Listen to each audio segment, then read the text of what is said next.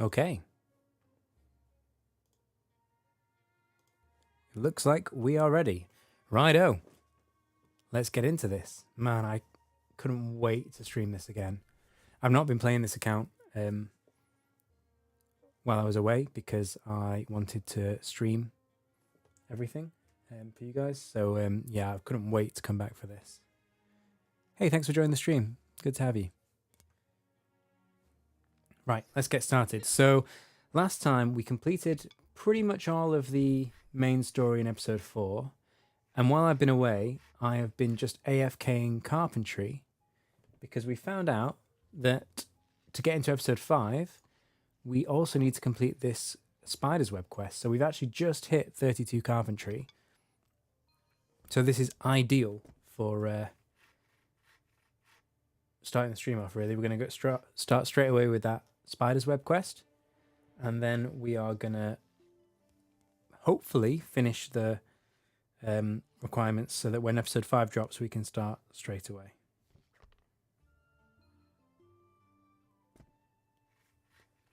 So we can stop this.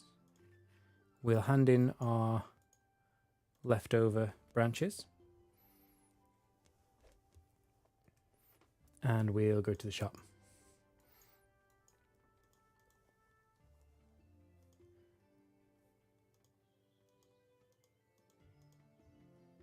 Okay, right. By the way, because I've been away, I hope my sound settings are still good. They should be just how I left them, but give me a shout if something doesn't sound quite right. But yeah, I think all the balances should be okay. Right, we'll sell this, make a bit of money. How much do we get for that? 37 silver is okay for AFK. That's great. Right, we've got the requirements. Now, I did start to do this quest kind of backwards.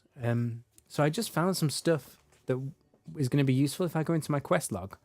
If I go to Spider's Nest, I've already found a giant marrow and some gold paint, and I've got a Spriggan Claw. But let's go to the quest start and work out what we're supposed to do with this stuff. Because, yeah, I didn't actually start the quest properly. I just kind of walked past it and then randomly picked stuff up. So we'll go back to the start here. And we'll go talk to old mate who's all wrapped up in spider's webs. Hey, Zai. Thanks a lot. It's really good to have you. I really appreciate you supporting me. Yeah, it's great to have you on stream. Where are you up to on Bright Stores? Have you got through all the episodes yet?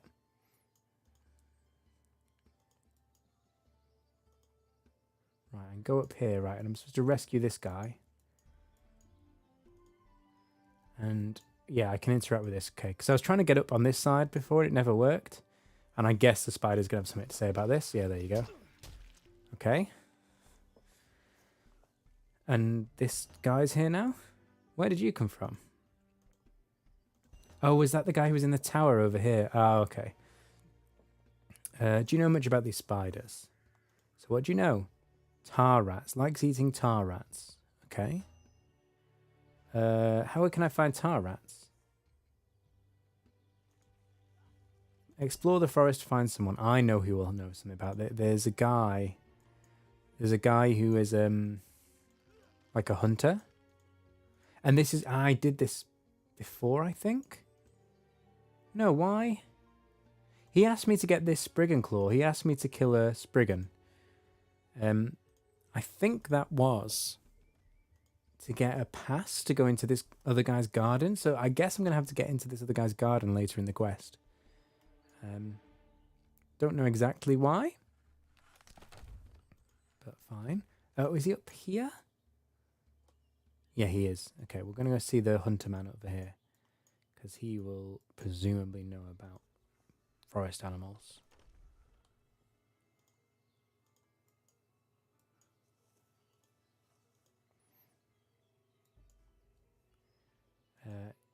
Kedwick Shalstanger. I defeated... So this is the guy who asked me to get the Spriggan Claw.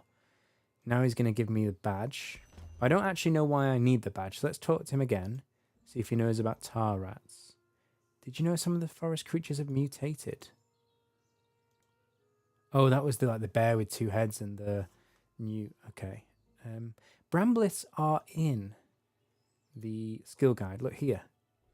But I've not seen them yet. So again, I guess you unlock them through a side quest. What does he say? They can be found wandering the cliffs in the far north. So that's up here, which is locked on the road to nowhere much, where you keep getting turned around when you go in there. So I guess, yeah, side quest will open those up. Can you tell me about tar rats? Okay. They're rare rodent species. I last saw one a few months ago in a small clearing in the south. Okay. I mean, there's the clearing down here. But we had to kill the newt to get through there. That seems... I mean, maybe it's down there. In fact, what other clearings are there? Lumber clearing. That's actually called clearing. Maybe we check that one out on the way and then we go to the newt, if not. I mean, it could be down by this guy's garden, but I doubt it's a rat in the guy's garden. That would be a bit odd, I think. So... Oh, hang on. No, I don't want to go this way. I want to go through here. Yeah, and then we can go down to this clearing. So instead of clearing in the south, and this is why we're doing this. Well, this is part of the reason why we're doing this quest, right? So in episode 2, it unlocks these deposit boxes or deposit portals, so you can deposit stuff to the bank anywhere. But also, you need it to get into episode 5. So I just ignored it first time around. I knew it was powerful, but I just really wanted to show off episodes 3 and 4. And then I finished episode 4 and it said I need to complete this quest because I need a friend and all my friends are dead except for the guy in the spider web. So I've got to rescue him. Right, are there any rats here? Should I talk to Hannah? No, I'm not going to help you. I need to catch rats and I don't have woodcutting 50. Although the levels are mounting up. Level 30. And that's been all AFK this week, actually. Hey, Meow. Good to see you again. How you doing?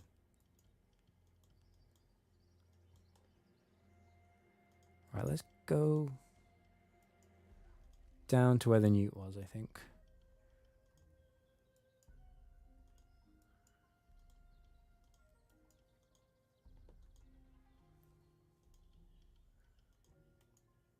Have you been playing much Brighter Shores, Meow?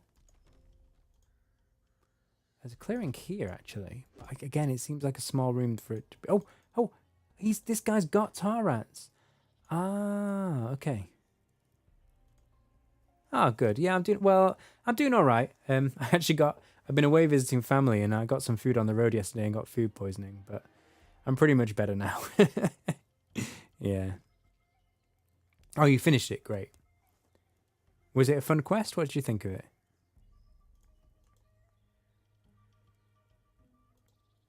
Can I have a tar rat, please? Oh, now I've got to do a side quest for this guy.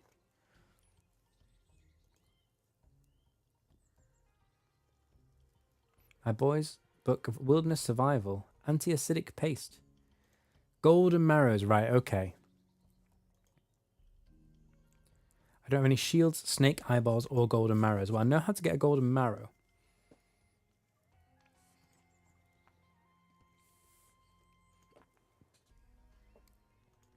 Right. Oh, I need to make the shield myself. Oh, this is why you need 32 carpentry. Okay, right. Well, I can do that now. That's fine. Using ash planks. And I bet you it's got to be rugged ash planks? Or does it not even matter? Hang on, what do you unlock at 32? Nothing. Okay, let's get some... We'll just get a couple of ash planks. And see what we can do with it. So I did pick up a marrow from here and some gold paint. Now, I doubt I can just paint the marrow gold and give it to the knight because it's not going to work in his ingredient list, is it? But what I can do is I can steal the marrow from the guy's garden. I'll show you the guy in a minute. I found him when I first explored the woods. Oh, cool. I'm glad you enjoyed it. I actually got carpentry from AFKing this week. So you'd have to check the VOD. But I think on Sunday I was, I don't know, 21, 22 carpentry maybe. Not sure. And then while I was away, I just split my AFK time between woodcutting to get the branches for carpentry and carpentry itself. And yeah, and I got 32 just today. So it worked out quite nicely.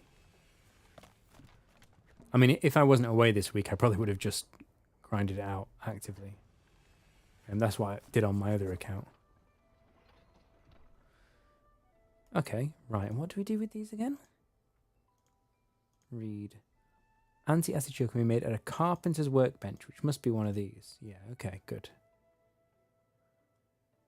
Oh, there you go. Very nice. And it was 4 planks. Good. Oh, no. I only needed 1. I'm going to keep the other planks. I probably won't need them, but just in case. Right, let's go find this guy's garden, right?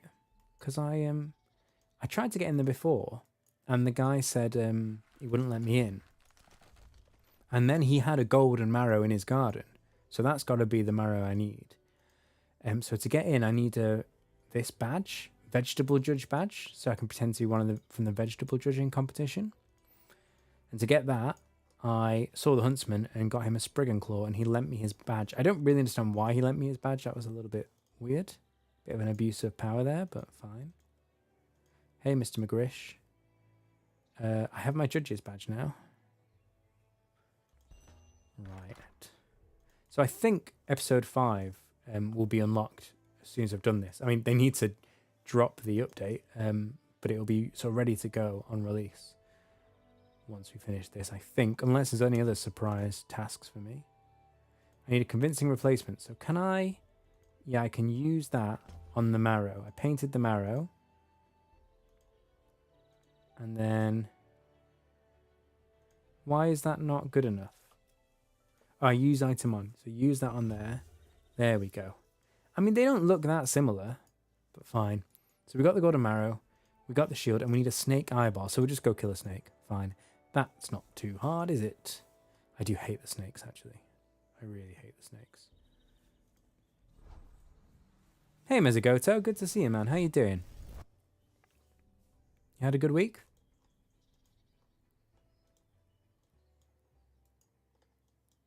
Yeah, let's go get some snakes then. Ugh.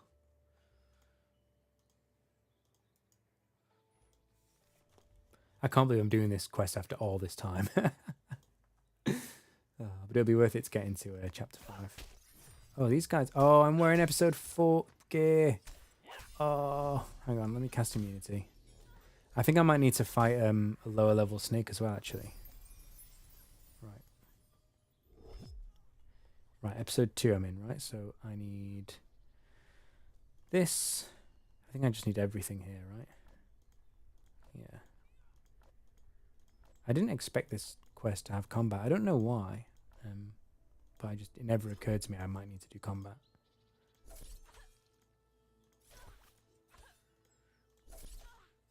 It'd be nice if we could just quickly equip these without having to... Well, can I right click? No, okay. So it's 2 clicks for every equip. Which isn't... Oh, it's 3 clicks because of this, actually. It's good when you want to compare your equipment, but when you already know what you want, it's a bit annoying. Right, what level am I? I'm level 24 and he's level 28. I'm going to fight the easy one, you know? Oh, that person's already killed them. I'll go kill the one over here, it's fine. Oh, no, I clicked the wrong one. I don't know if I can kill the level 28 one. Maybe I can. I've got a few health potions as well. I've got woodcutting 30 and carpentry 32. What else do you think I'm going to need, Meow? Yeah, you can tell me. It's fine. Oh. I'm going to die. I'm going to die. Oh, just because I misclicked. Because I clicked the 28 one instead of the level 8 one. Oh. Okay, we'll quickly teleport back. It's fine. I can't believe I did that. I was so lazy as well. I could have just cast immunity straight away.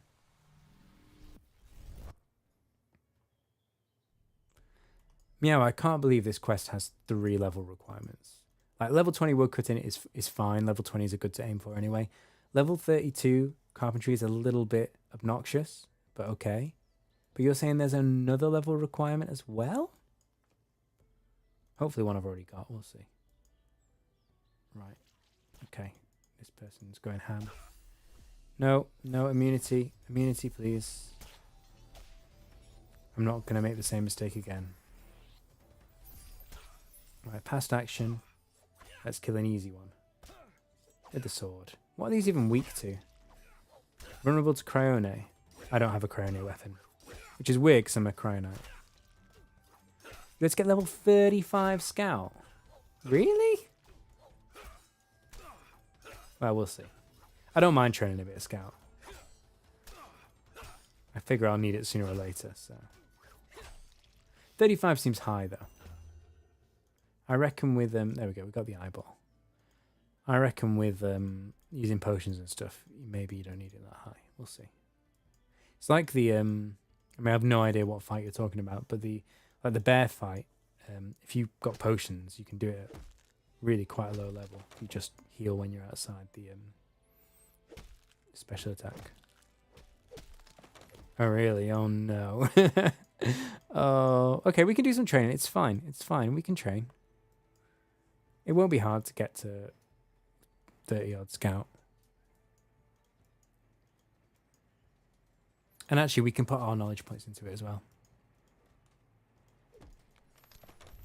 I need to go see this guy, right? Yeah. So I've got your shield and your other stuff. Can use all this on the cauldron. That work?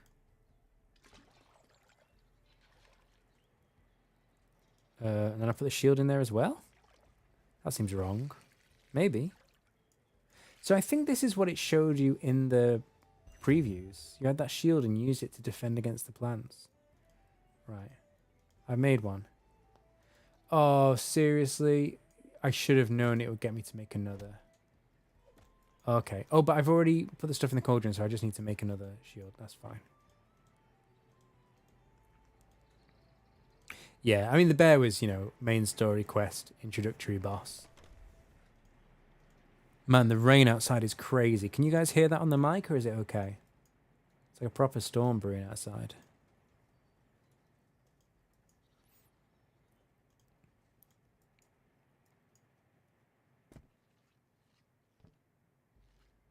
I can't even remember now. It was seems so long ago. Did the episode 4 quest have any combat? I'm not sure it did. Episode 3 definitely did. I'm not sure if it did, Oh, you can't hear the rain, good. I quite like the rain actually, but it's not conducive to streaming.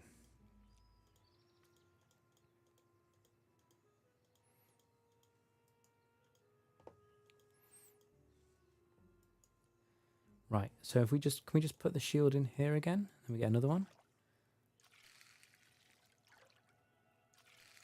I didn't expect it to be red. It's made of a golden marrow and a snake's eye. I didn't expect the paste to be red. I've made them both. There you go. Okay, I didn't expect to unlock a new area through this. That's good. More content. Oh, I just saw your message a minute ago, so sorry I missed it before. You said you're still sick but doing a little better. Oh, man, rubbish. I'm sorry you're still sick. You've been sick for a while. I'm glad you made it to Chronopolis, though. Do you like Chronopolis? What do you think of it?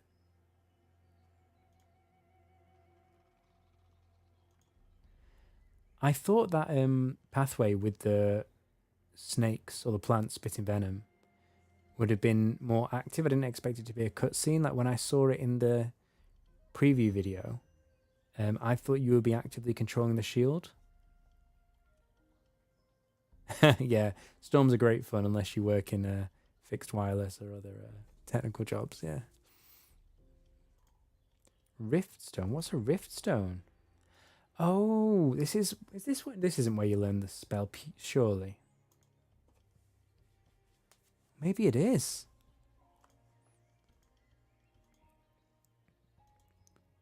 Oh, wow, you learned the spell this early in the quest. That's good. So all you need is 32 carpentry. I say all you need. I know it's a bit of a grind. Look at this. Great. I thought we'd unlock this at the end of the quest.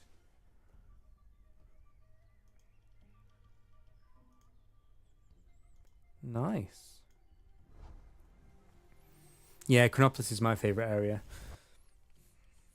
The storms, the skills I love. The location I like, but I like the other maps as well.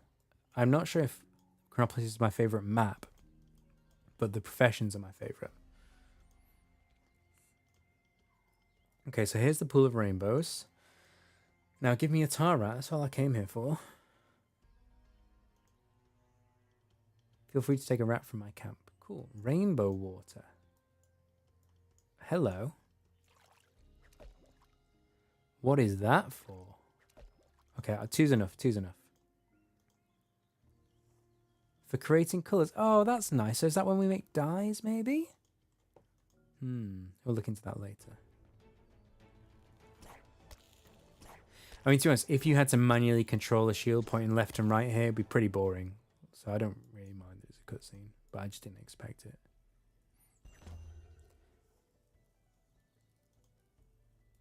Yeah, I agree. The storage rift is amazing, and a couple more locations would be good.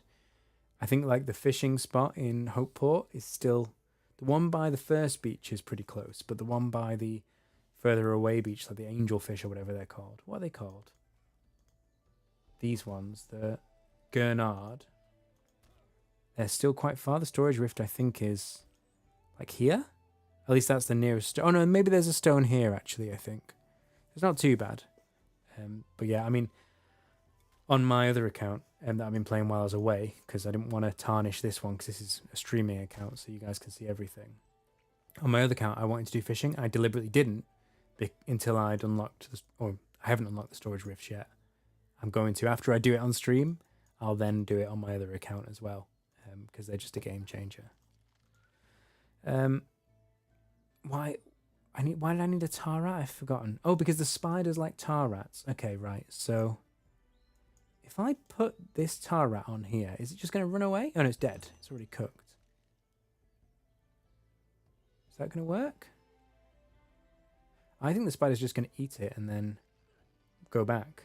I think I need to use that sticky tree to trap it.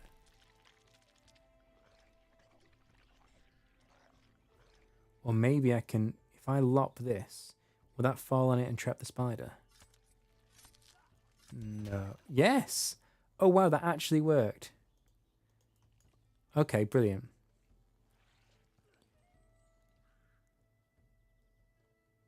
Yeah, I never did those fish. As soon as I unlocked Gurnard, I either caught them and dropped them, or I literally just ignored them and did like pufferfish instead.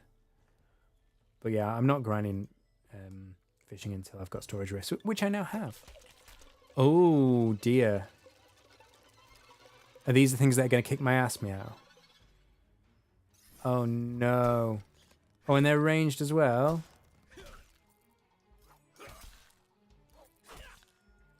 Immune to Cryone. And they're not weak to anything. Oh, this doesn't seem too bad. If I use my potions, I can win this fight. Oh, no, watch and learn. Look at this. Unless the other one's stronger. Yeah. With potions, this isn't too bad, look. I'm level 24. Maybe the spider's level with you? I mean, that was pretty close, to be honest. Right, I'm going to use my potion pretty much on cooldown. Yeah, this guy's level 35, actually. Maybe I just got really lucky with the RNG on the first one.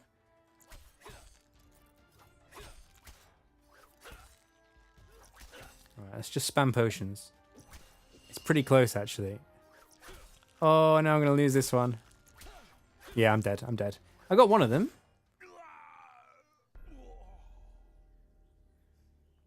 Should we just try it again? Or should we train? We were pretty close, you know. We killed one and we nearly killed the second one. Slightly different roles and we would have got it. I think we give it another go. And if it doesn't work out, we'll just get a couple levels. I think the first one will stay dead. We're going this way, aren't we? Yeah. I was really close, actually. Yeah, I was surprised.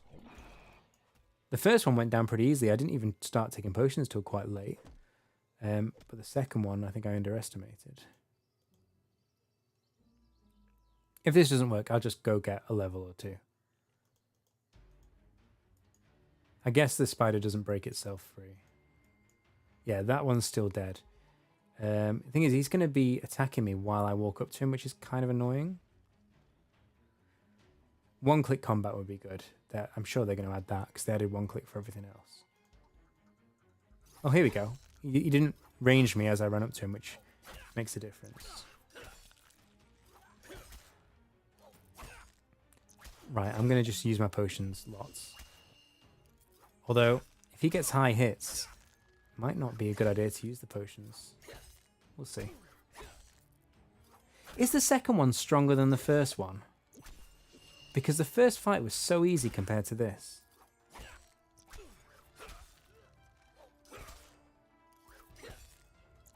Oh, it's so close. Oh. Okay, we'll go get a level or two. Okay, we'll go get a couple of levels. Okay. Oh, man. I guess it's just a little bit of RNG, maybe. Right, what can we fight efficiently? I think... Oh, Spriggans. What are Spriggans weak to? I think they're weak to fire. I don't have any fire weapons. Let's just go... No, actually, that's a bad idea. No, let's go train on bears, I think. What are bears weak to? Cryone. I don't have Cryone weapons. Let me check. I could go make one, actually, to be fair. But that's just extra effort, isn't it? What do I have unattuned? I have a fire short sword unattuned. Huh. Let's take that. We might use that. And we'll go to Hope Forest. We'll kill like 3 or 4 bears. 4 bears, I think, will get us to 25. And then the question is, do we try again at 25?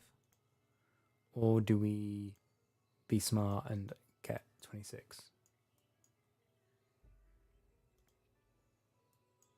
So you were right, Meow. Yeah, they do kick your butt. I'm not sure if the second spider is stronger than the first, or whether I just got lucky on the first one. But yeah.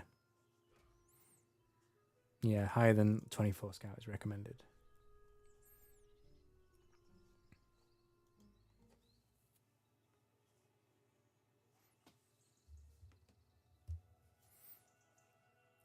Right. Maybe bears are too low level for me. Let's see. They're level 22, I think. Yeah, they might be too low level. Let's just try it. I don't get any XP debuff, so... Everything's weak to Cryone.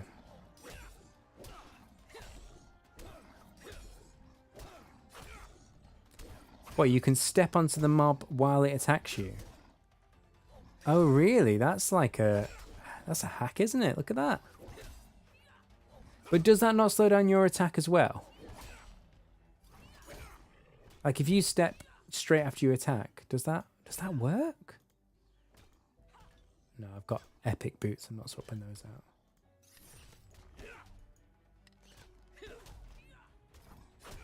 Oh, it does slow your attack down as well. Okay, right.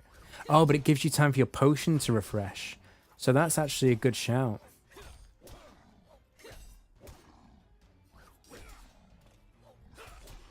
Oh, this bear might kill me. Oh, no, he might. He's going to kill me. Oh, okay, I got some bad rolls there. Okay, I thought the bears were too easy, but actually the bears are probably level appropriate.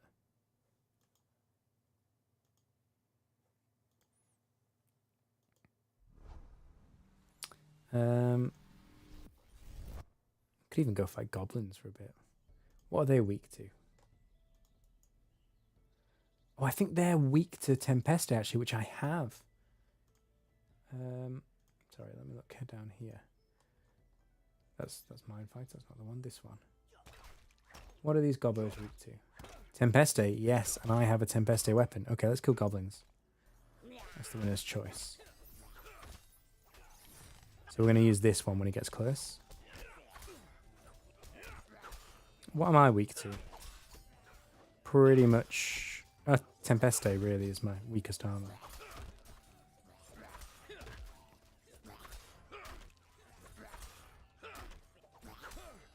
Yeah, I'm intrigued about the stepping onto them. Like whether that helps or not. I feel like it kind of balances out.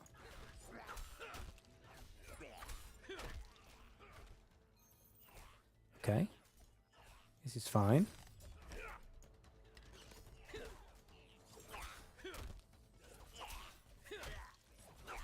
I think when you get to higher levels, you get a bit more wiggle room on what monsters you can fight. Because at the moment, if I go like really even close to my own level, they wreck me. But I think when you're like level 100, you know, 1 or 2 levels doesn't make as much difference. Righto. Not a lot of XP from these goblins, so that's the problem. But we only need to get... We'll get 1 level, and I think we can do it.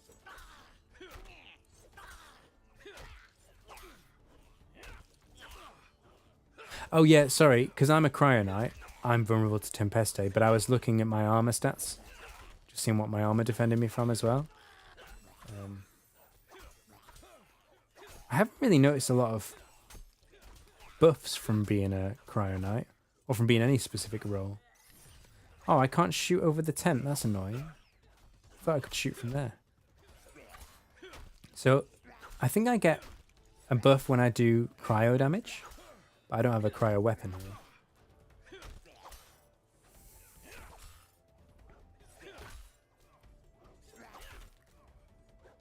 Do you know what we'll do? We'll imbue this fire sword as well while we're here, so we can train on the dryads.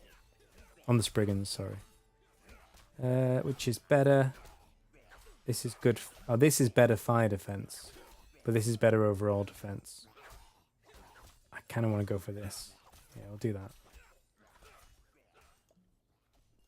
Imbue that. We won't use this sword just yet, though. We're going to wait until we... Oh, I cancelled the animation. Be patient. There we go. All right. Right, just a few more goblins to go, and then we can go fight the boss again. It's not really a boss, is it?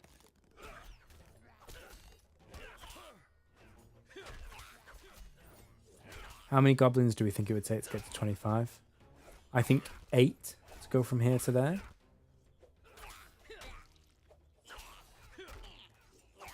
So, I don't know. Once we finish this quest, I don't know whether that'll be it and we'll be ready to go to episode 5. Or whether they will... so maybe they'll want me to do all the side quests. I doubt it. But I have no idea. So, assuming that this is the last stage, and after this we unlock episode 5, we're not going to be able to go into episode 5 yet, because obviously the update isn't here yet. So what do you think we should do after this? Should we do some side quests or some skilling? Or like make some gear? Like what would we like to see? Assuming I can get this quest completed tonight, which I think I can.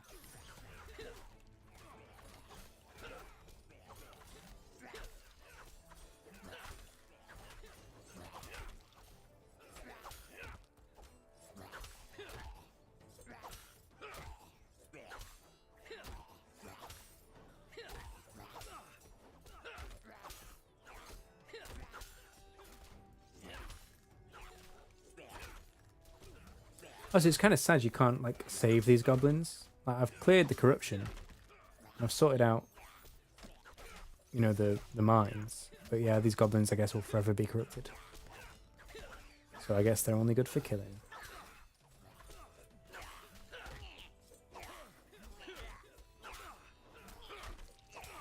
Yeah, legendary crafting. I think that is the that's the 5-star lost and found. Oh, maybe it's I think it's Lost and Found. I might be wrong. Maybe it's just Mantaban's Legacy.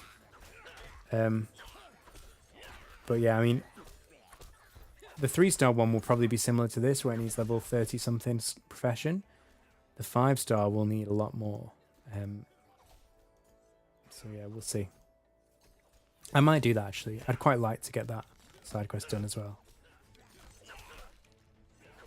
Yeah, you can craft. So all these, when you pick up, when you pick up equipment for other classes, you've got no use for it directly, but you can combine. I'm not sure exactly on the mechanics, but I think you combine 3 rare items into one epic item. Yeah. Is it only 2? I thought it was 3. So that's why I've kept like my rare Tempeste weapons and stuff like that, my Hammer Mage weapons, because I will use it for that.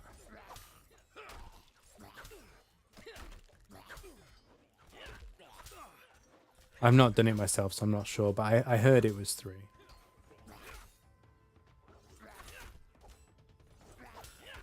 Do you know what I really should do? Maybe not tonight, but now I've got storage rifts up, I should do foraging and alchemy at some point, because I really need to unlock better health potions.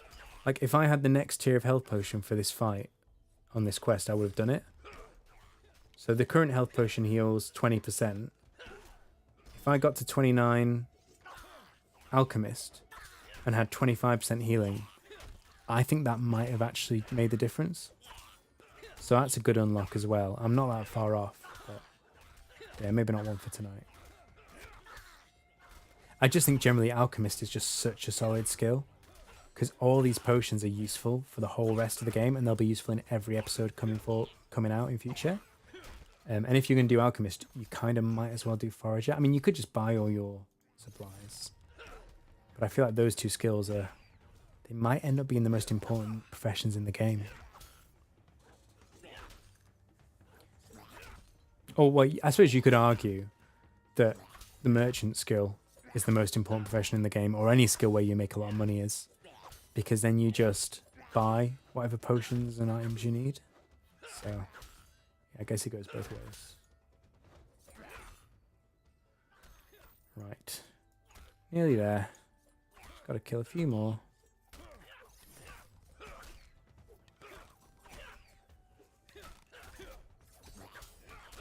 I miss my epic 4-shot ranged weapon. So good.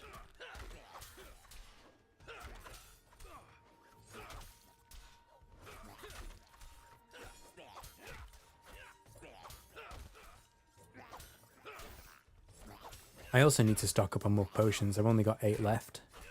I like carrying around a stack of 20.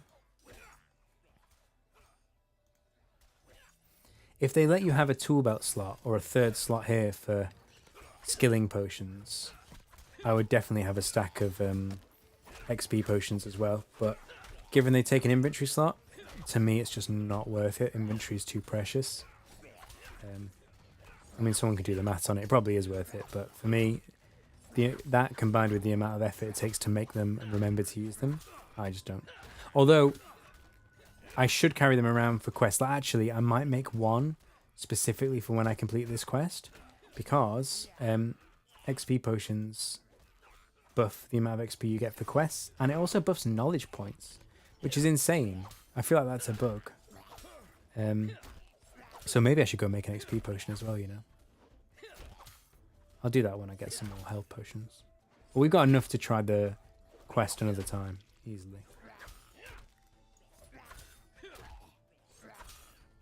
If we get a knowledge point, we'll put it into Scout, just to speed this up as well.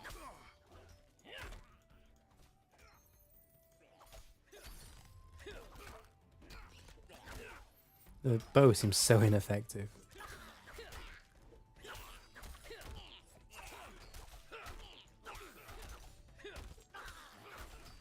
So what profession are you training in episode 4, Mezigoto? What are you going for?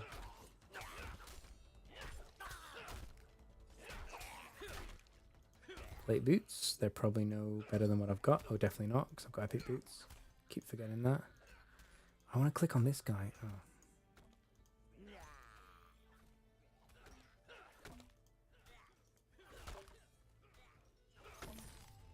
There we go. Found one. This might be the level up, or it might be the next goblin. We're close anyway. So when we get the level up, not only will we have more health and do more damage, but because we have more health, our potion will heal us for more. So I'm hopeful that we can do it with the right RNG. I mean, I'm prepared to be proven wrong. Is that better than what we've got? Again, it's common, so probably not. Oh, why am I wearing an episode 4 helmet? Okay, it is better than what we had. Did I not have any episode 2 helmet? I didn't. I think I sold it because it was common. Okay, that's fine. Now we've got a better helmet. We've got one more level. Yeah, we'll give it another go. Oh, it's Viper Town. Oh, you got to 50 merchant. Yeah, I mean it's too good to pass up merchant, isn't it?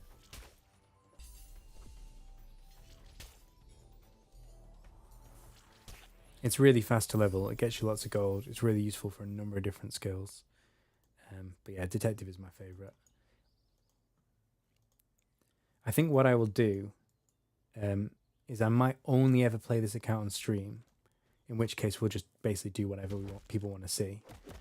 And on my other account, when I'm not streaming, I will probably train up detective, I think.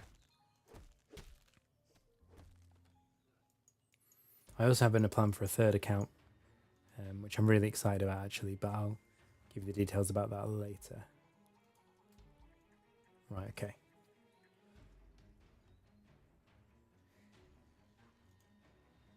Okay, here we go.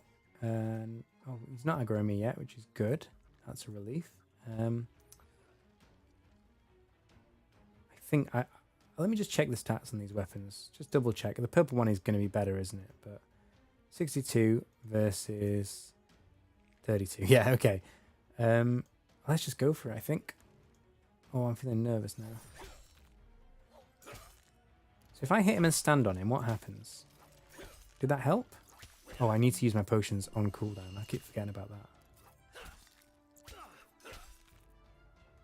Okay, so this gives me more time for my potion to refill, actually. Is this an exploit? Not really. It's not an exploit, is it?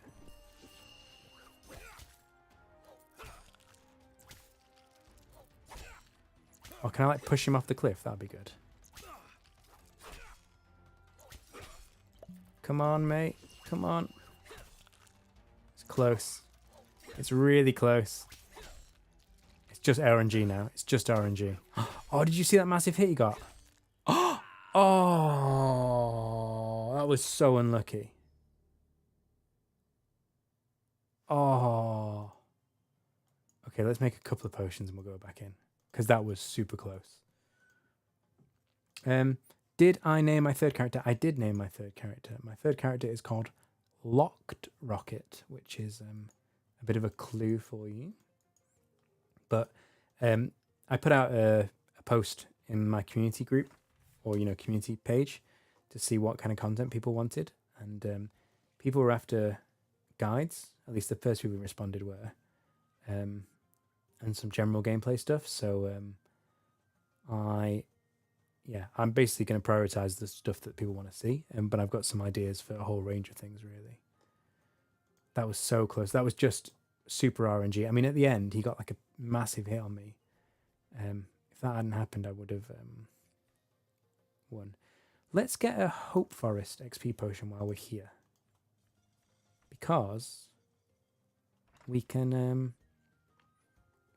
buff ourselves up before we finish the quest. I need an apple, though. Do I not have apples? Do I not have apples? Oh. Okay, hang on. Do I already have XP potions made? Oh, I've got healing potions, though. Okay, that's all right. And mine and Hopeport. Oh, okay, I'll go buy an apple, for goodness sake. I'll buy an apple, and this is probably enough health potions, isn't it? 7 should be enough, right? Yeah, okay, we'll stick with that. We're not going to mess around too much. Sell me an apple, good sir. Thank you. 650 gold for an apple. Can I get? I think I can get my own apples, can't I? What level am I? No, not yet. When do you unlock apples, guys? Oh, no, you do, yeah. Level 6. Oh, well, never mind.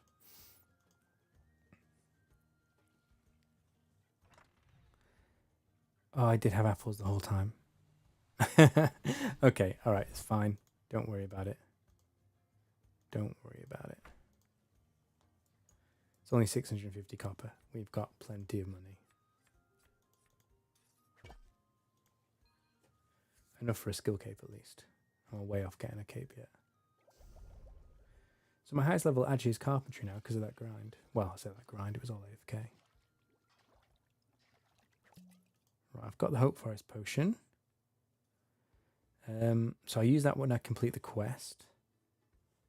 And oh, I should probably tidy up my inventory a little bit. I'll sell all this episode 2 gear that I just got and that's no good. And then we'll go fight that guy another time. I mean, it's just a coin flip at this point. Yeah, our level is high enough now that we got a chance of doing it. Right, so where does the episode 2 stuff start? Here. Oh yeah, I've got the symbol here to show me. Oh, don't sell that. That's episode 4. I need that. Okay. Right. Mezigo tree. Yeah, because your second one was Mezigo too, yeah. That's quite handy. You picked your name well.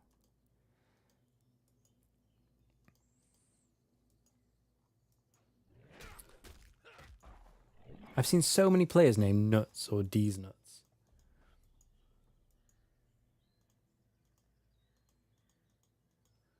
Right. Here we go.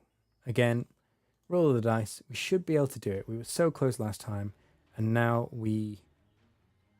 Well, now we don't have any more advantages. We'll be a bit hotter on the health potions. I think we will literally use them off cooldown. And maybe that will make the difference.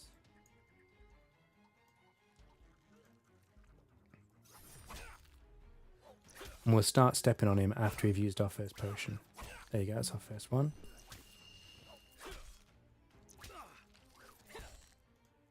Just going to keep doing this. Oh, he's hitting me really hard. Okay, I've got some really bad rolls here. Oh no, I need to go train. The fact that you can hit like either like a 2 or a 25 is insane, right? My total health is what, like 140 or something? And he can hit me for either a 2 or a 25. Hey, Bintovian. Cheers. Thanks for coming to the stream, mate. Okay, let's do some training, because otherwise we'll just be RNG in this all night. Well, not all night, but it's literally a coin flip every time. So, yeah, we'll do a bit of training. We'll get a knowledge point soon as well, so this will go quickly. Let's do bears this time.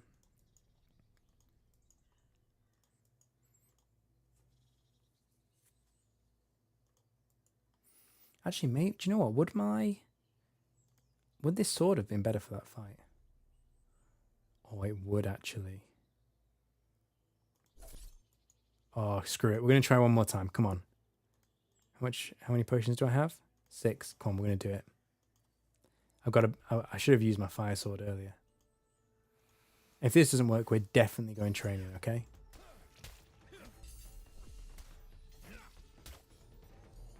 How have you been, Bintopian? Have you been playing Bright Shores? Has it been a good week?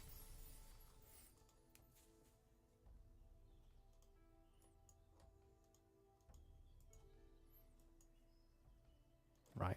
How many times have we died? Have we got a death counter going? I think we've died 4 times, right? Yeah, that's what Meow was saying. I think he got to 34, was it? Or 36? You got quite a lot of levels anyway. I mean, I killed the first spider at scout level 24. So, and I think the second spider is the same level. So it's just RNG. So I've got a better sword now. I've got a better helmet than I had the first time. I've got another level as well. Since I did it before, I should be able to do it again. But we'll see. Oh, maybe this wasn't a good idea. See, he's hitting me... Oh, because I've got the shield, he's hitting me much lower, which makes sense. Oh, he still hit a 25, though.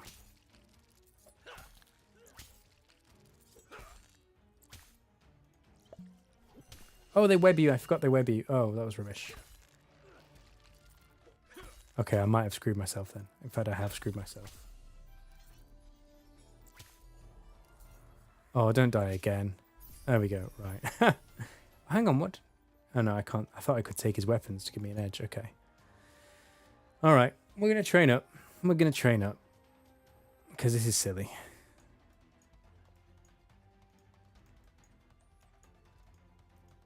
To be honest, it does annoy me that there is so much RNG. At higher levels, I don't think there will be. I might be wrong about that, but I'm thinking higher numbers, higher health pools. I know it's higher hit splats as well, but I feel like the randomness kind of averages out. Oh, let me put this in full screen mode actually. This will be a little bit better. Hang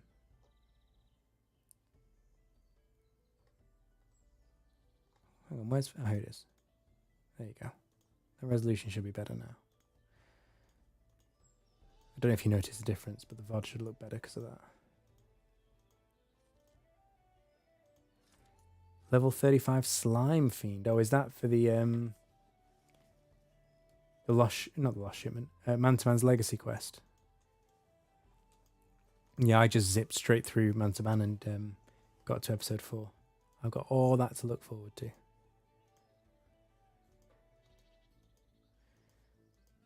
I do want to go and get all these to level 20, actually. I have to admit, though, I mean, I know I need level 20 something for the Lost and Found quest for Bone Right. But other than that, I don't really see what Bone Right and Stonemason skills were going to give me. The smithing for Cryonite, great.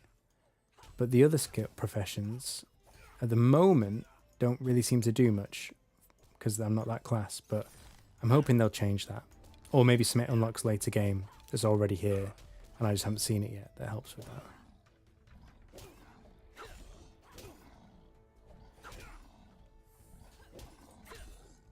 Yeah, I know you can click on the map to move. I do use it a little bit. I don't mind clicking on the screen, to be honest. Most people don't seem to like it, but I normally click on the screen, but sometimes I use the map. Like, for example, if I knew I was going here, I'd click on the map now. But if I was going straight across to this room, I'd just click over there. That's my own internal logic anyway. Okay, we've got a helmet upgrade. That's good. Okay. So I think actually using a sword and shield, although it does less damage, because it you can use the shield, you get more defense. I think it kind of stifles the RNG a little bit. Maybe. So, the being lucky or unlucky doesn't have as big an impact on you. Right, we'll get 26. Oh, I really should get some more potions as well. I really don't want to go and harvest kelp. Oh, but I've got I've got the spell now, so it's not that bad.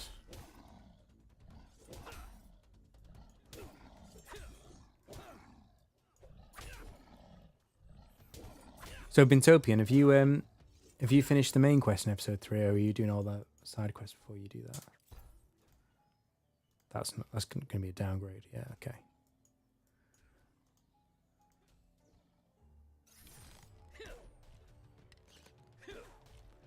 Oh, this bear will give us a knowledge point as well.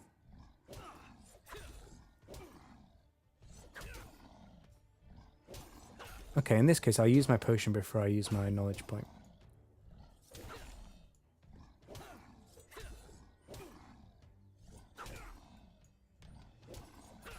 And that should get us... It gives you a quarter of a level, I think.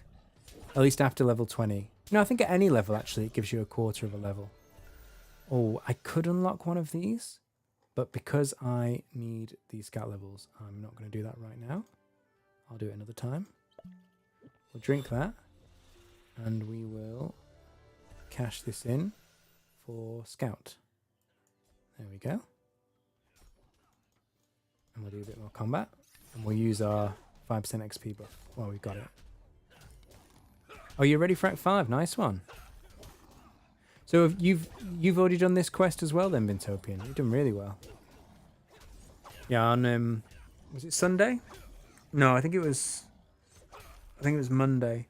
I completed all of Act 4 thinking that would be, or I completed the main quest in Act 4 thinking that would be episode 5 unlocked. And then she told me I had to go back and save the guy in episode 2, which surprised me. But that's fine. And actually, do you know what?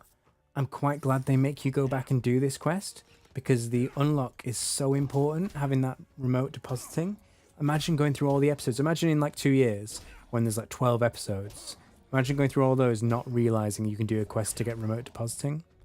So I like the fact they make you go back and do it. If anything, I think they should make you aware of it while you're in episode 2 and say, hey, you can go to the mine, but before you do, check out this side quest.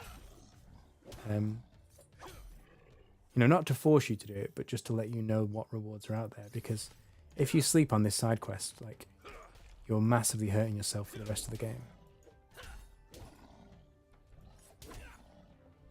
I mean, it's almost not worth training, fishing, foraging, gathering, woodcutting, mining, and by extension, mining also affects stonemason and smithing, and gathering affects bonewright.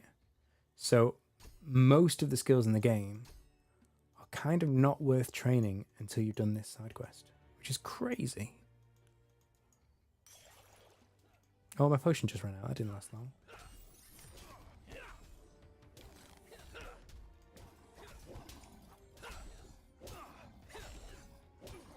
Yeah, I mean, look, I'm 357. I've still not got it. Well, no, sorry. I just unlocked it.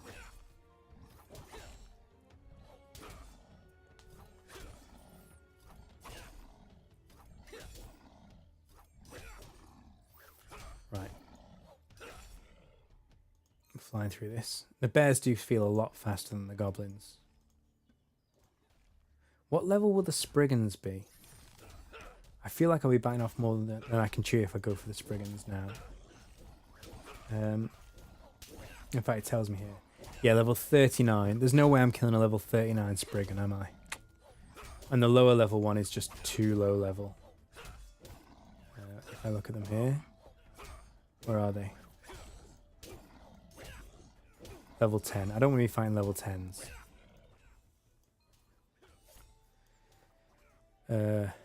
These are fire type, but they are probably not better than what I've got. 37 damage, 41% fire. No, we'll stick with the bow. I would love an epic range drop. That would be a big deal for me right now. Oh, wrong button.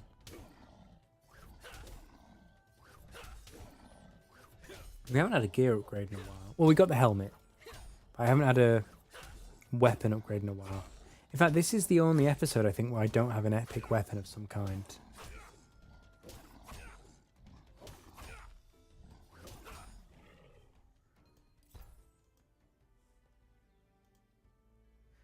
Oh, the Vipers, really? Yeah, I don't like the Vipers either. I don't like any ranged mob in this game. It just does my head in.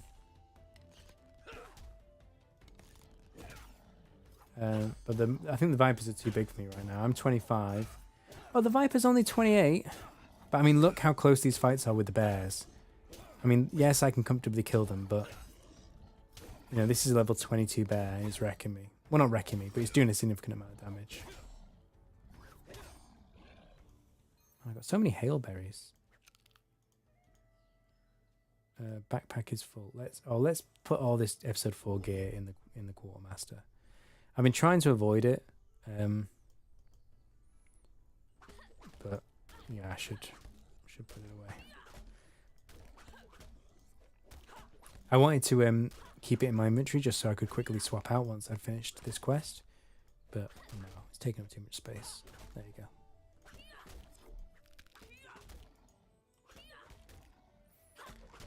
So we'll get to... I think we'll just try again at 26, you know. Is that stupid? Is that a stupid thing to do? Have I checked the vendor in Chronopolis? Which vendor do you mean? I've been around most of the vendors, if not all of them. What should we be checking for?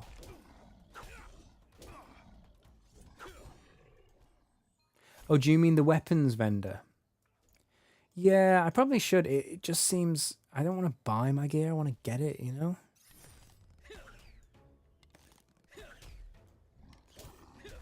Yeah, is it... Does he... When I've checked him before, he's only sold, like, uncommons. I don't even think he's sold rares. Yeah, it just feels weird, you know?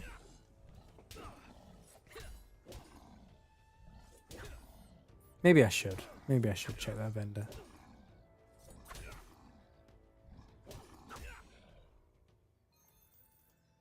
I like the idea of either crafting my own gear or getting it from monster drops.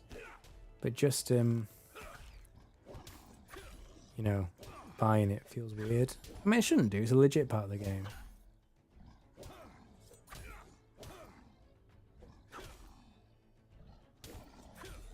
So, this is 58 damage.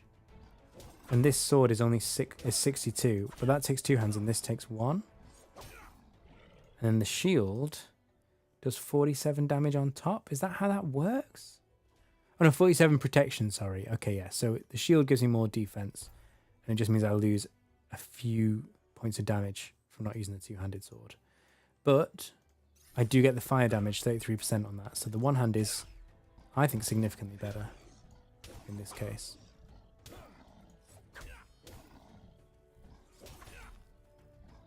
How close are we to another knowledge point? Ah, 32%. Okay.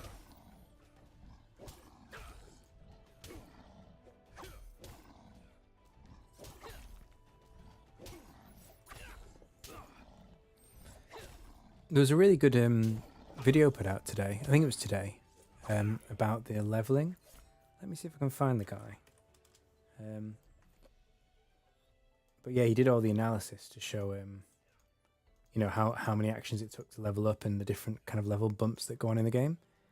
It's really good video. Let me just find his name. It was MC Yoda the Giant. He made a video today, and he showed a big spreadsheet on how all the skilling worked. And he said that after level 20, oh, actually, you'd have to check his spreadsheet, but there was a specific number of times you had to do an action. So I think it was 80. I think he said after level 20, it was pretty much 80 or 90 actions. So once you unlock yew trees, after you've cut 80 yew trees, you'll then get another level and so on and so forth. So like 4 inventories. I wonder if it's the same with the mobs. I'm guessing it is. So my highest level unlock. Well, that's the problem, right? My highest level unlock is actually much higher level than these bears. It's these Spriggans, but there's no chance of me actually being able to fight them. So I'm not sure on how much XP you get and whether... Yeah, and how it scales.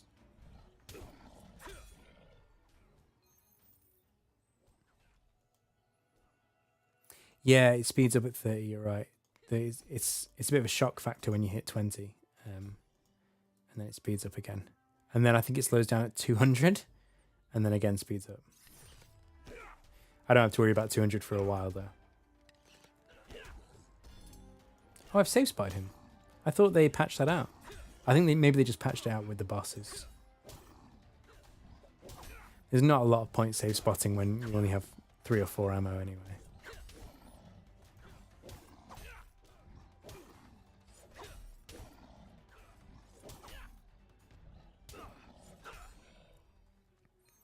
Okay, clean kill.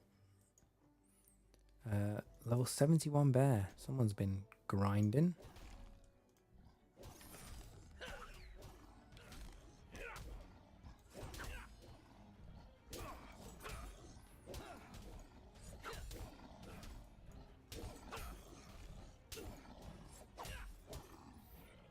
So I wonder what the other 3 spells are.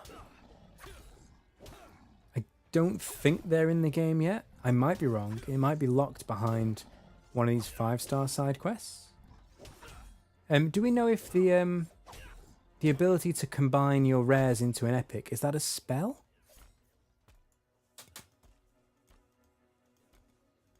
You said the issue is the XP bump at 20, but the XP required per level drops down to 2%.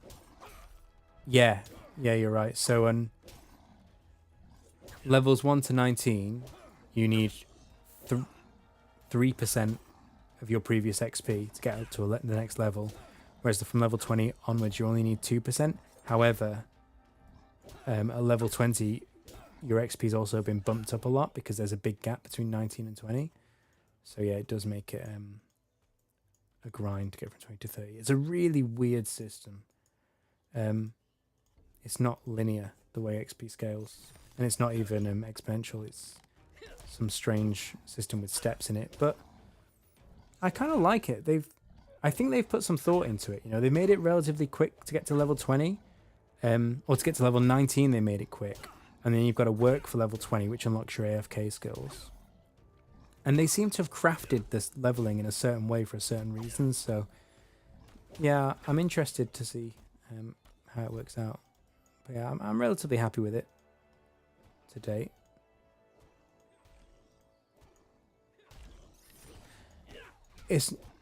So in RuneScape, it's not linear, but it's a flat percentage, right? It's exponential. It's one formula. You know, your next level equals XP times, you know, what is it? 10%, isn't it? So it's 1.1 times your current XP will get you to another level. No matter what level you are, that's the formula. Whereas in Brighter Shores, it's 1.03 times your current XP for next level, and then it's 1.02 times. And then there's odd levels where it's just a different number entirely. Like level 20, you need to get a lot more XP, and level 200. And I think there's another one, maybe 70, I'm not 100% sure. So they've deliberately put those level markers in to say, no, this is a big milestone that you need to work extra to get to. So I'm interested to see why they did that. I mean, it's worked fine for me so far. I'm fairly low level though. This is going to be a close fight. Oh, there we go. Right, do we keep going? Oh, let's drop off some of this stuff in the Quartermaster as well. Problem, when I throw all this stuff back to the Quartermaster, I can't remember what I wanted to keep and what I wanted to throw away. That's my problem. Where did I get these? Oh no, that's in the Quartermaster. Okay, that's Hopeport. I'm going to keep this because it's good if I fight goblins, and I'll get rid of everything else.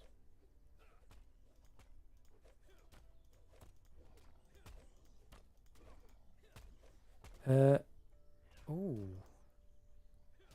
I'm not going to use the knives on the spiders anyway. I'm not going to use ranged against them, so it's fine.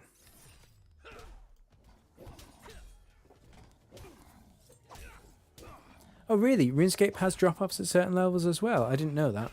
I haven't really paid much attention to the numbers, to be honest.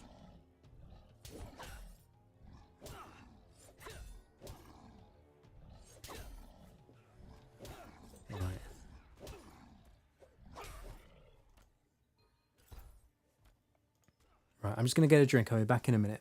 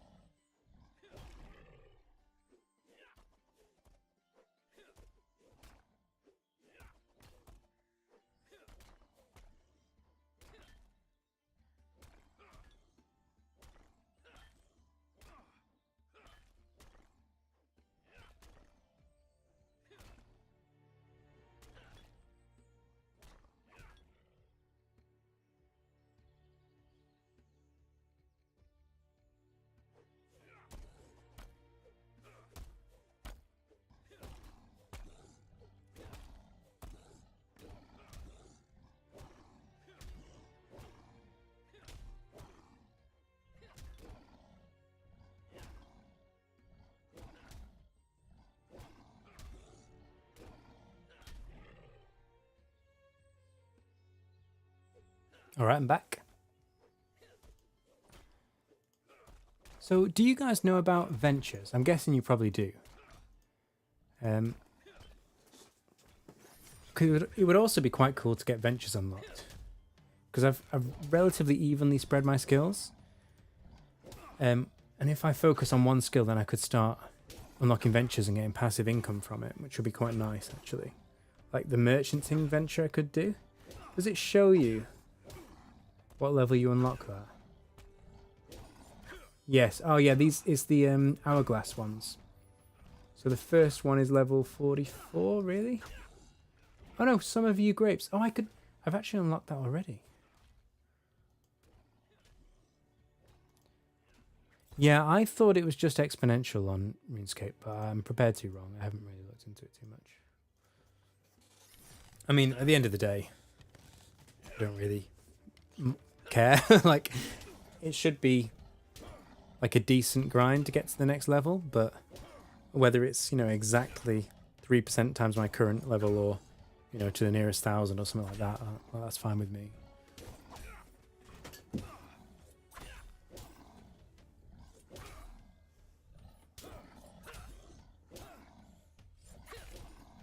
Yeah, it's not only merchant Bintopian, you can do it even with fishing. Oh man, I wasn't paying attention. I can't believe that. How many bears have you just watched me kill? And then that one just kills me. I did exactly the same thing. Well, I was a little bit slow to switch my weapon, but like, why does that one kill me? It's just RNG.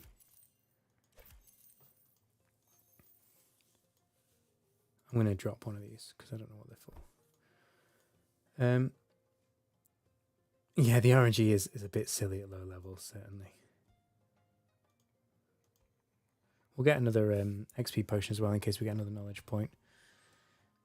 I thought I had an apple in here. Oh no, I didn't have an apple in here. It gave me the option because I had one in my inventory to deposit it. Okay, right. Take one of those. We'll buy an apple.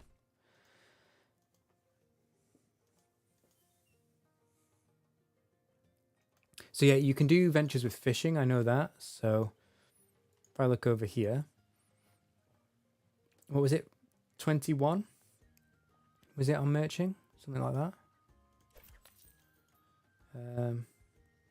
So we're looking for ones with little sand timers next to them. 39 is lobsters. So you can do the lobster pots down by the port. 39.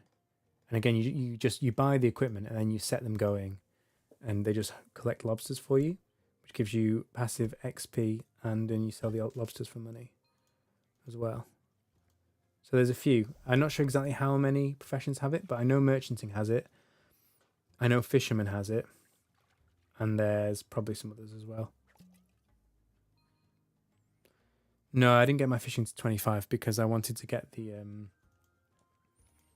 the storage vaults before what are they called it? Storage rifts before I trained fishing any further. So I will go back and do that. That we can decide after we complete this quest, we can decide together what we do. I could go and evenly spread my skills, get them all to 20. I could go and do some more quests. I could beeline a certain skill. I could go and unlock ventures. Basically whatever we want to do. Oh dear, that was dramatic. Right, so we were so close to level 26 as well. We were pretty much done. I mean, I'm not super confident that I'll be able to beat the spiders at level 26, but I want to try it because we're so close. I'll get some more health potions. I've got slightly upgraded gear, and I'll have another level. If we just incrementally give ourselves slightly more of an edge every time, the fact that we got so close and with different RNG we would have done it before, I think, you know, one of these times it's going to pay off.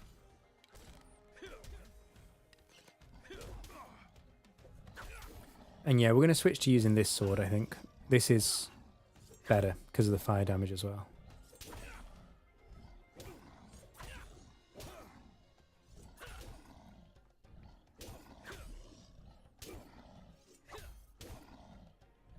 Oh, was it? Yeah. As soon as I saw 25 fishing, I just thought, you know what? I'm not going to sit on that beach and try and run back and forth to the bank. And yes, you can just drop the fish, but it feels like a waste. Although I think actually, if you don't have storage rifts, the optimal thing to do is to train between pufferfish and eels, even if you've unlocked the higher level beach fish. That's not the way to beeline fishing. But yeah, I just wanted to be able to farm the highest level fish and use the storage rift to bank them. Yeah, you can do that, but again, it's quite a long walk to the store from the beach. Okay.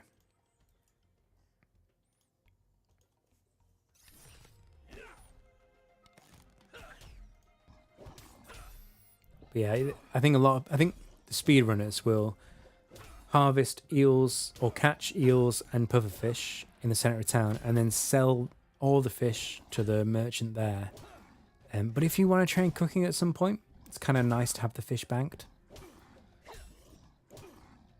I mean, you can train cooking without fish, I suppose. But yeah, I like doing it more kind of the standard way. Just feels like that's what the game intended, you know. That bear took the long way around, didn't it? It walked over to this tile and then walked down here and then round to attack me.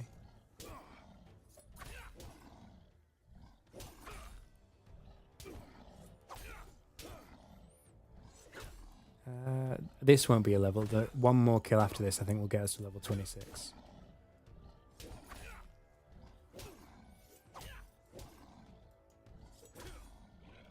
Right. Yeah, the RNG is painful.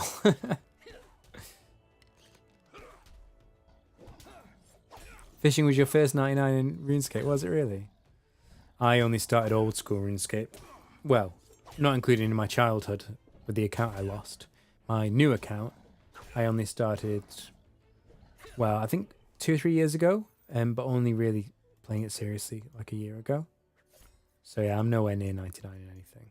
I'm all 99s and above in RuneScape 3. I'm not quite 120 in the 120 skills. But yeah, it's a lot easier to max in RuneScape 3. Oh, we didn't hit, sorry, I thought we hit 26. One more kill and then we'll get 26. I do like fishing. It is a good solid skill in most games.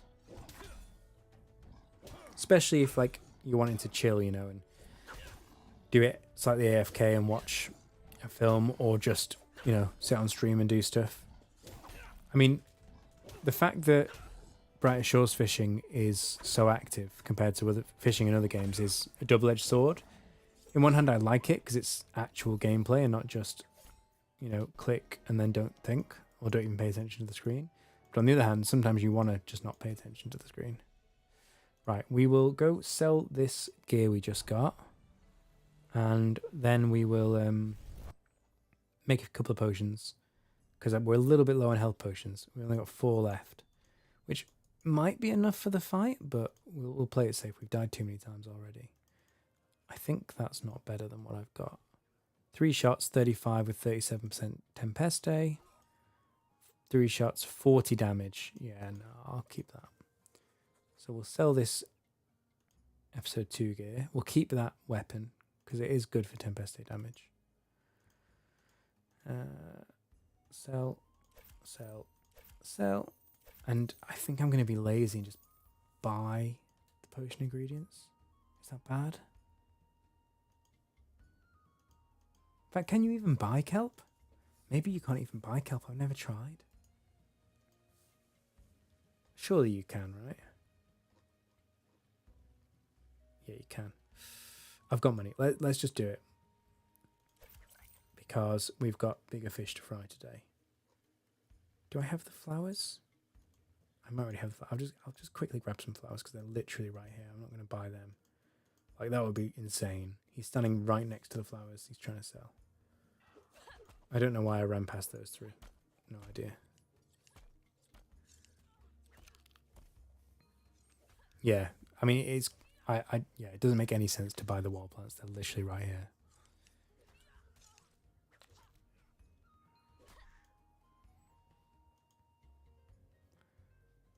Oh, that's another thing we want to do, actually. We want to get to 22 fishing so we can get rid of this fish. This fish is our little mascot, but it's actually a real pain having an inventory slot taken in your inventory at all times. So we want to get rid of him, but we'll only get rid of him when we know we can replace him, because I'm weird like that.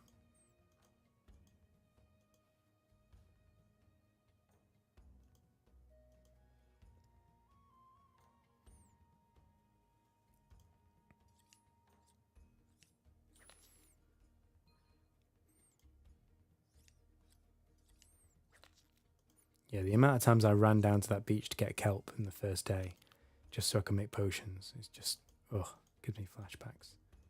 It's just such a long run. I always think this is a player here. Right, let's make a little bit of space in the inventory. We'll come back for this rainbow bucket. You never know, it might be useful.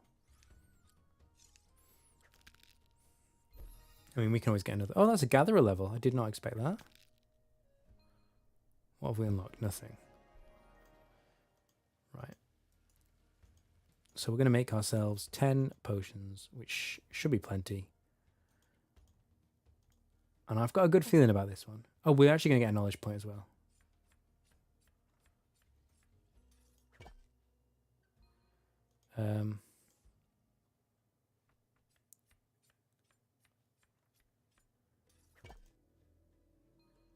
Oh, right, let's just get a hope potion as well, so we can use this knowledge point when we get it.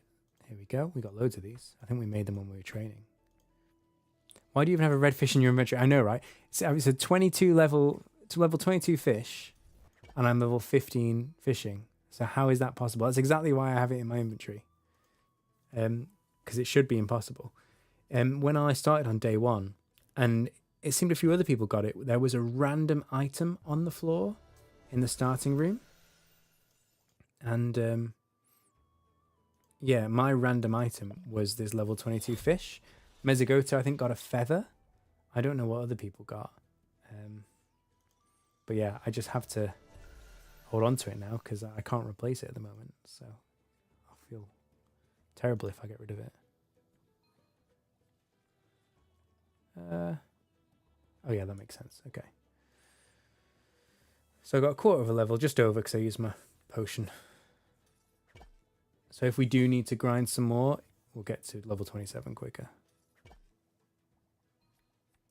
Yeah, I know, right? Everyone thinks I'm crazy because I'm just holding on to this fish. It's genuinely a real pain. Like the amount of times, because so many recipes need like 2 items, it makes my inventory an odd number. So it's really screwed me over quite a few times. So I actually really want to get rid of it. But no, we won't. Not until we can replace it.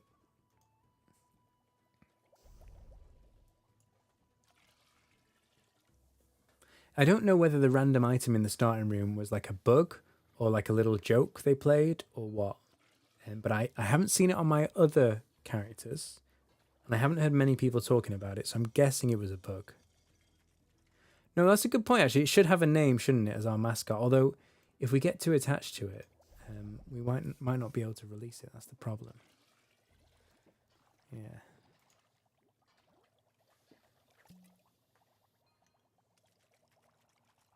It is definitely our mascot, though.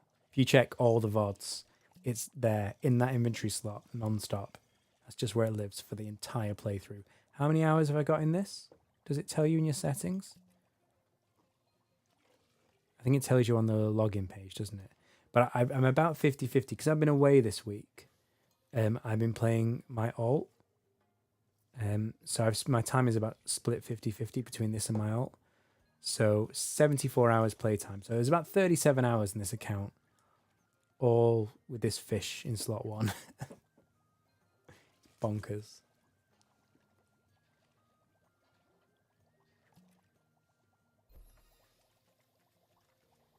Oh, did I miscount as well? I thought I had 1 more kelp. That's fine. Put the flower in there. Right, I got some potions. We'll go pick up that rainbow. Oh, I deposited the wrong thing. Oops. Right, so we want our health potions, all of those. And we want our Hope Forest XP potion for when we get a knowledge point or complete the quest. We'll go pick up our rainbow bucket and then we'll go try this fight again. I've got a good feeling about this one.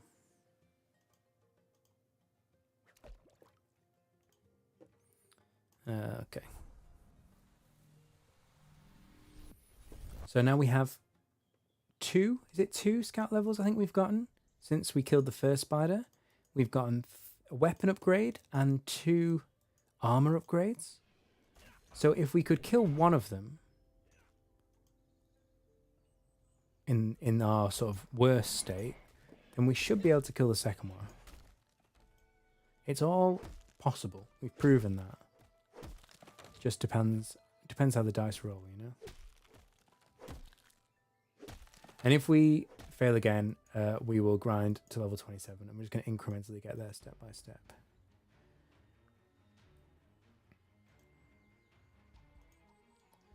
So the trick is, as soon as we've lost like a chunk of health, we'll start using potions. Oh, we need to equip these. Oh, that would have been bad. Equip. And we'll also, after we've used a potion, we will also step on top of him to try and get more time for the potion cooldown to refresh. Right, use the potion, step on him. Step on him again. Just keep stepping on him until the potion refreshes. Use it again. We're smashing it. Oh, are we? Yeah, kind of. You can get some really big hits. That's the problem. So yeah, it's just luck really. I think we got it this time. We have, haven't we? We've got this. Oh, we did it! We actually did it. Oh, that was harder than expected. Hey, Toblaine. Can I take your weapons? Hurry up and cut me loose. Cut free. Oh, why can't I use my own sword? There he is. See you back at the barracks. Oh no, I didn't use the potion. Did I actually drink that in time? I think I didn't. It's fine. No, I didn't drink it. Oh well. I didn't think it would immediately end the spell. I thought I'd have like a second to like drink my potion. I didn't think it'd immediately end the quest, sorry. Yeah, cheers guys. I'm surprised we beat it that time. We got Rainbow Water, we got Storage Rift Spell, we got a load of XP, which we didn't drink our potion before getting, but never mind.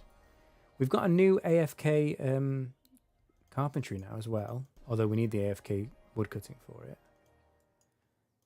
So that's a lot of unlocks. Let's go back now and see whether this unlocks episode 5. It should do. If I go to my main quest, getting clearance from Waltane.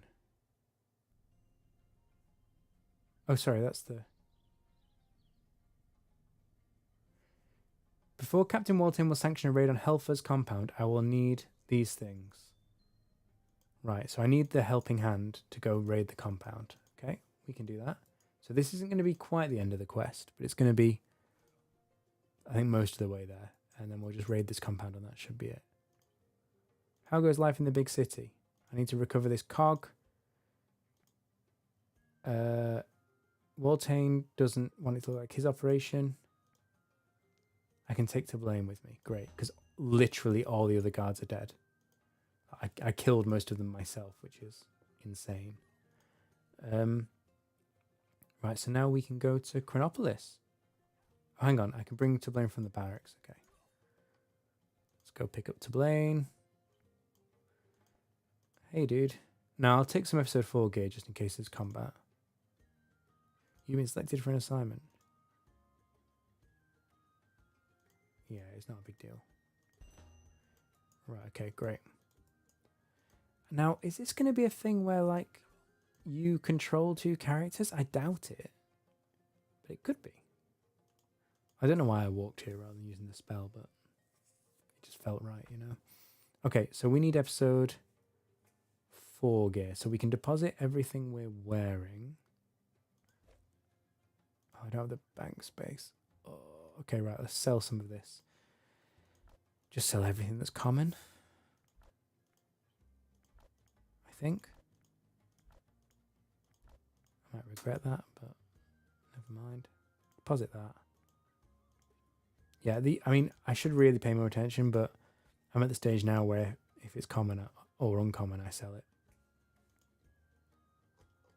which I might regret because sometimes you need some different options in you know, armor resistances and weapon damage types. But it's too hard to keep track of it.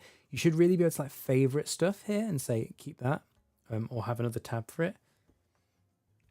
I think that they're going to do something. They're going to give you more bank tabs and do something with it. I'm just not sure exactly how they'll implement it yet. Okay, deposit all equipped. Great. Right, and now we need episode 4 gear. So I guess, yeah, these are the last things I banked, so logically they should be the best.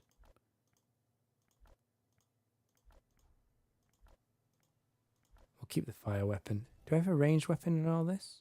Yeah, I do. I've got the stabbies. Okay, right. Chronopolis, here we come.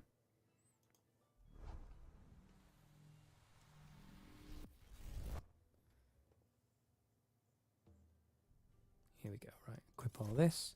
And actually, let's pick up some bounties since we're right here, because we'll do some merching at some point.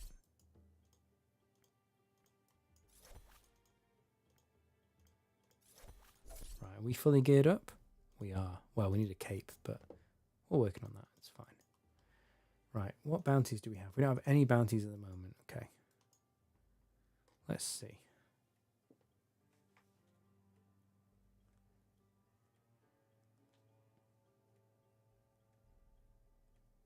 I can't remember what's good, to be honest. Soap. I don't know if soap is good. Right, we like beef joint because we buy it here. We like ribs because it's not a far run. Soap you get more XP for. It's just a bit out of the way. But yeah, sure. Let's take soap. And then if we get duplicates, then we'll go do those runs. But right now, we'll leave these 3 here.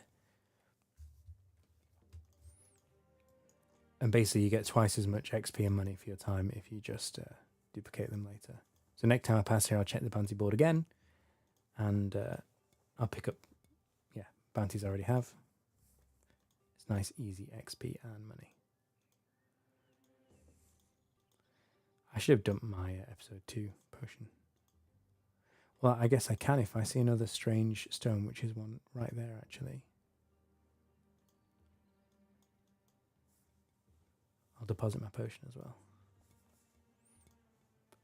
I'm interested to see what this rainbow water does. I think I can use it in the dye place, at least in episode 2, maybe in episode 4 as well. Okay, deposit that. Thank you. Right, and then our old mate should be here, I reckon. Oh, actually, do I have to go see Captain Waltane? What does he actually say in the quest? Yeah, I think I do have to go and talk to the captain first. Okay, that's okay.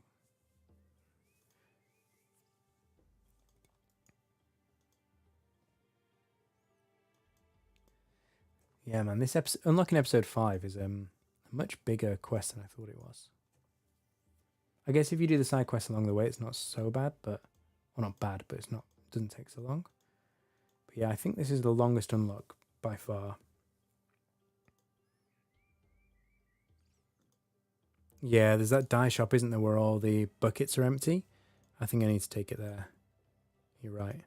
Not sure what you get for it, but I'll do it.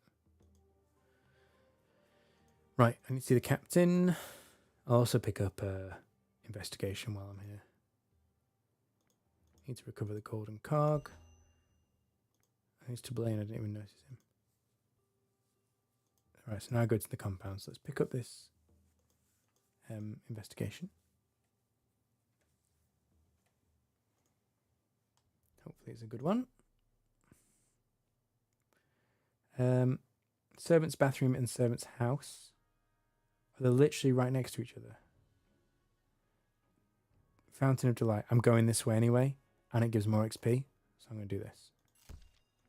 Even though those two are right next to each other, this one is on my way and gives me slightly more XP. So, looking forward to doing the wanted posters as well, actually. Is this the pubby areas? Which one was it? guest room 2, which I think is the back one. Yeah. I promise I'm not getting distracted. I'm just doing things that are on the way. Every one bucket gives 10 red dyes, 10 dyes for your gear. Okay. What, and you just choose the colour, do you? To be honest, I'm not that attached to my gear. Like, maybe if I had all epics, yeah, sure, I'd dye it, but at the moment, I don't really care about dyeing my gear, because I know I'm going to replace it.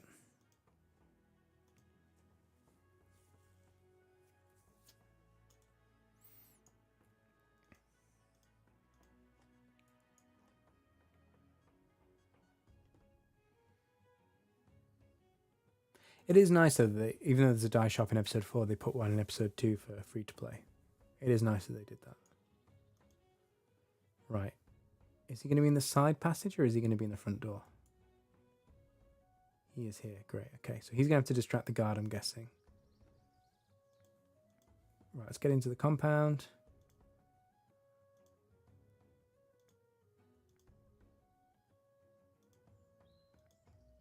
Oh, okay, Constable Carver is working with us. Okay, great.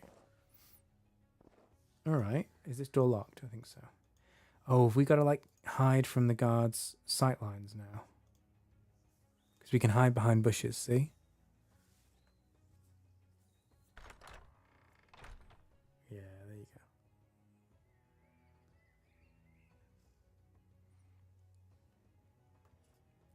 The die's broken. In what way is it broken? It just doesn't show?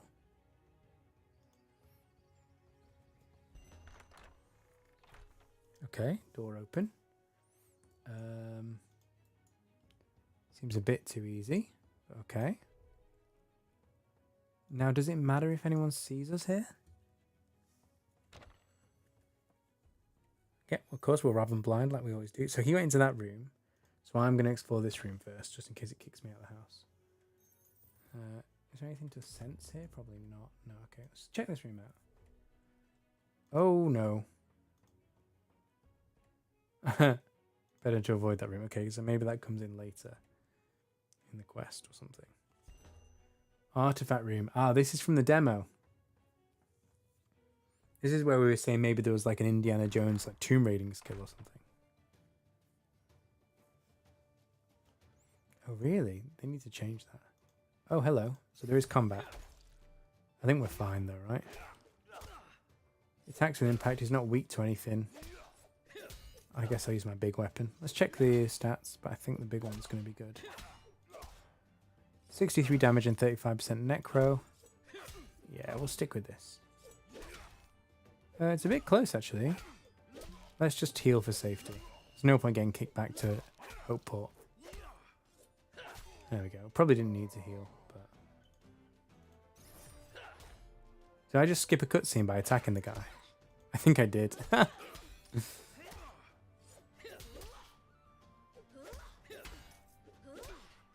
Oh, I can't remember that in Ocarina of Time. I mean, it's been many, many years since I played Ocarina of Time. She's going to kill me. Oh, no. Oh, the RNG is so real.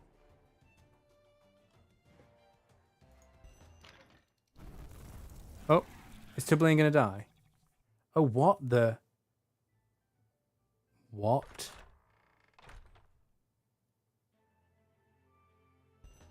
What? Just what? Tiblain? Possibly Tiblain. Oh, this is bugged, look. Oh, it's okay, you just click away, alright. That was very lucky at the end there. Well, to be fair, the only reason I was in that situation is because I got some unlucky hits and they got lucky hits, and then at the end I got very lucky to not die. Oh dear, how embarrassing. What's going on? He's a half dragon. Okay. That was awesome, mate. We got the cog. We can head back. He's to stop looking like a monster first. Okay. So, I guess I can't cross those. Kind of want to, though. That door is not locked. Interesting. Oh, maybe it is. I guess there's even more compound back there. Okay, it doesn't do damage. So, the teaser on Twitter, it didn't really say anything to it, but by posting the video, it implied this was some kind of a puzzle room. But it's not really a puzzle room, is it? It's just a fire that blocks you, and then this character can get past it. Maybe there'll be another use for this room later, I'm not sure. But it's a bit of a strange mechanic. Anyway, let's go and go to the fountain and get our last clue. And we will also then hand in this quest as well. We can go up here. Interesting. Don't know if we want to be up here, but we can go up here. Oh no, we can't step on that tile. Okay, right, so we go down.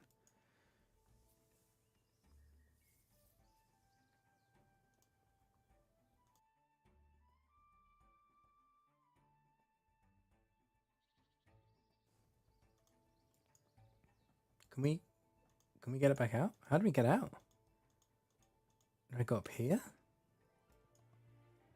Am I trapped here forever now? No. I mean, I could teleport. Oh, I can just go straight to Rocky Road. I don't actually need to go back to the guard's place. Okay, so we're going to be teleporting anyway. But actually, before we do that, I want to see if I'm actually trapped here forever without teleporting. Can I, like, climb up here and turn myself in? No. Have they literally... They've just assumed everyone's going to teleport out of here. Hey, Hensel, good to see you. Thanks for coming to the stream. I think they've assumed everybody's going to teleport out. And they've not actually made a way to get out on foot.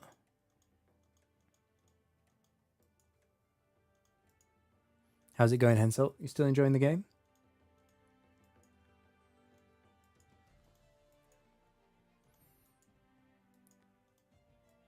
But look, I can interact with the tree outside. There's nothing I can do here. Okay, I'm sorry if I'm just being thick, but I think they have made it impossible to get out without teleporting. Oh, you've been playing Half-Life 2? Is that because it's free on Steam? Do you know what? Funny enough, I never played Half-Life. I don't know why, but I never did. I do respect it, you know.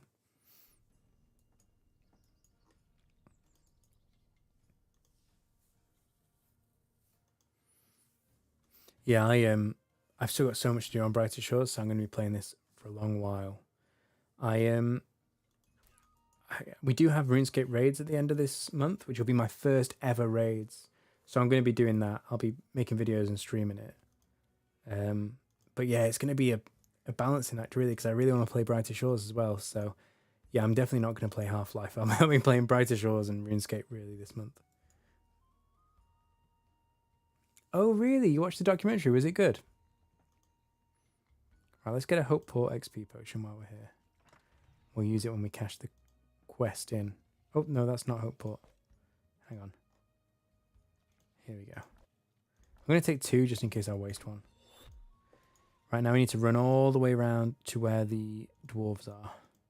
Which is a fair old run. But I think this is the end of the quest now. Finally. To be honest, I thought To Blame was going to be a baddie. Like when he changed, I thought he was going to be like some trickster who'd just use me to get to the cog. Maybe that was racist, I don't know. Because he's a dragon man. Yeah, documentary was good. Oh, cool. I heard about it actually, but I haven't seen it.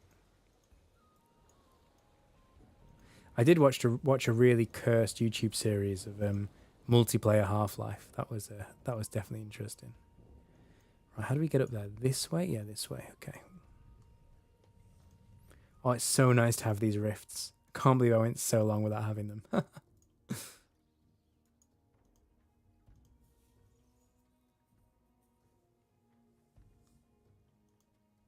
Oh, cool. Yeah, I'll check it out.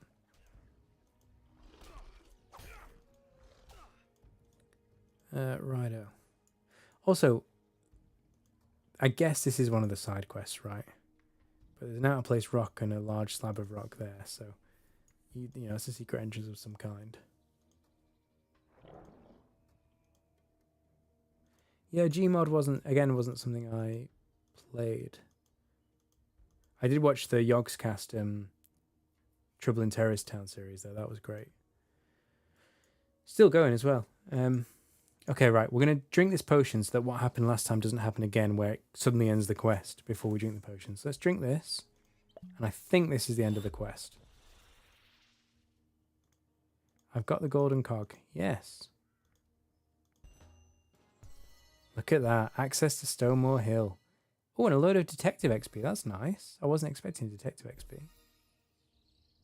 So it's funny. It's a main story episode 4 quest, and it's given me episode 4 skills or professions, but it's happening in episode 1. So should I have used the episode 1 potion or the episode 4 potion? I think the episode 1 potion. Right, now I can do evidence filing. So what happens when I try and go through this door? I'm guessing it won't let me because it's going to say wait for episode 5 to come out. There you go. Stonemore Hill has not yet been launched. Check out the news page on Steam for updates. Brilliant, we've done it. We've completed episode 4 main story. We're ready for when the update drops.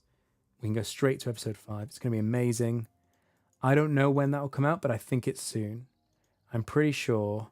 Well, I have a feeling that, you know, they planned the launch originally for November, the full launch, not the early access. And, you know, because Christmas is a time when people play games or buy games, I think they will probably want to get the release out before Christmas. And I think they're pretty much there. So I think sometime between now and Christmas, we'll see episode 5.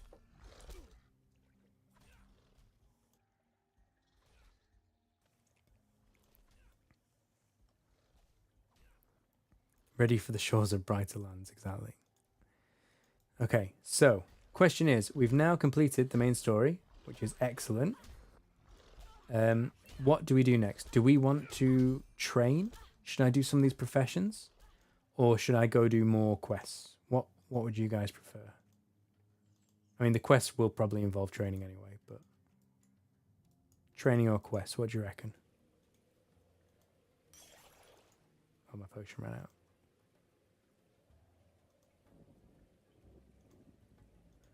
I'll actually go buy the upgraded fishing tool as well, because I've got money.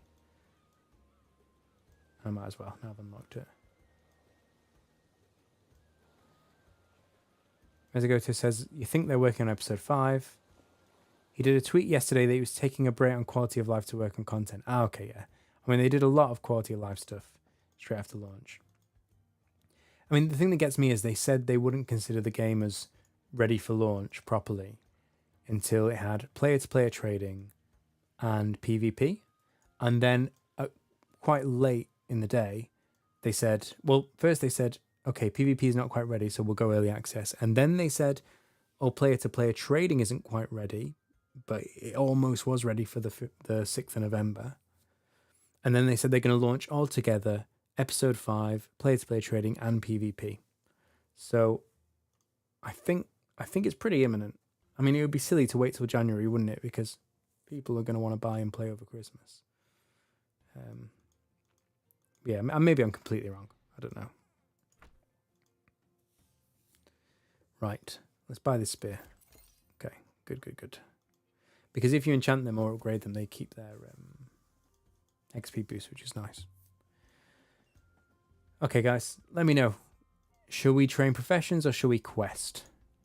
What would we prefer to see? 1s for professions, 2s for questing.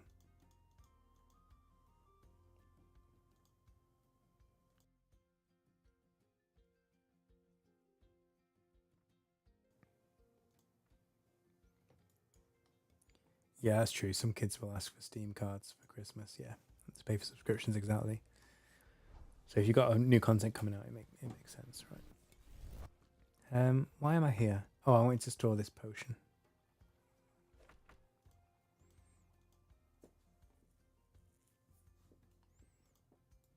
yeah, the stuff they put out is so much better. Literally stuff we were talking about on stream. I'm not saying it's because of the stream, but clearly it's stuff people cared about.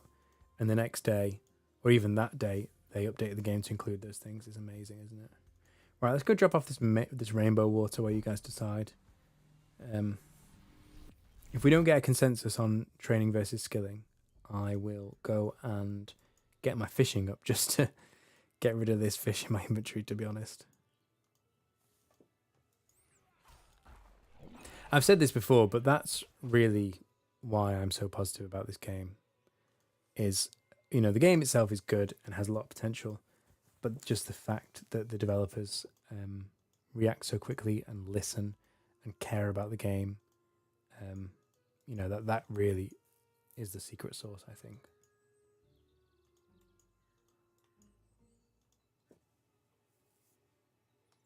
That and the fact they have the money to bankroll it as well.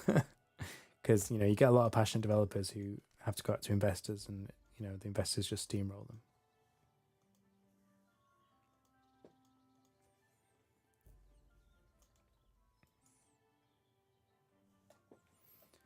Right, the dye place is over here, isn't it? I could get my gatherer up. It's my only skill that isn't level 20 in Hope Forest. I could just do that quickly. Right, have some rainbow water. Could I help you get more dye base? Yeah, I've been there. Okay, take this rainbow water. Oh, there you go. Oh, great, and you pick your colours. Fantastic. You hope gatherer and fishing. Okay, all right, let's do that then. We'll do gatherer. We're not far off it. We'll do that to 20 and then we'll go fishing. Get ourselves to at least 22 fishing. We might actually go get 25 fishing and do this quest as well. Chestnuts. Where are the chestnuts? Oh, back up there. Okay, we'll teleport up. And gathering is going to be so much faster with this storage rift. You just hope the gear gets fine-tuned. Appearance and specials. Yeah, so that's the thing, right? Let's be honest. If any of us were making a game, we would kind of throw out a load of, or personally I would throw out a load of kind of gear that, you know, it looks okay. It's workable. It's got a few different mechanics in it, but maybe placeholders is a bit strong, but there's more to be done, right? And I think that's good. They've kind of made a good demo for how the gameplay should be, but there's a lot more content they can add. And I was thinking about this earlier today. They could add a lot more equipment to the game. So I think they need to add some, you know, like dragon armor, for example. Even maybe have it as like a higher tier mob drop that drops unattuned, and then you can attune it to whatever episode you want and wear it where you want as like a status symbol. I think that would be cool.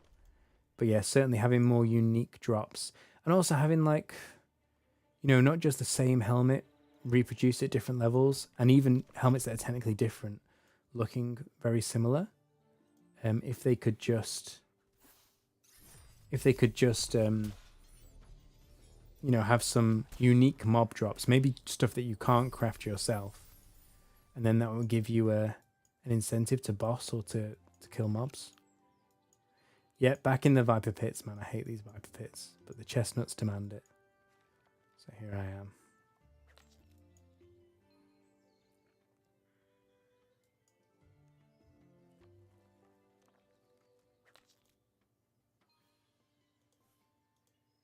Yeah. Yeah, you're right.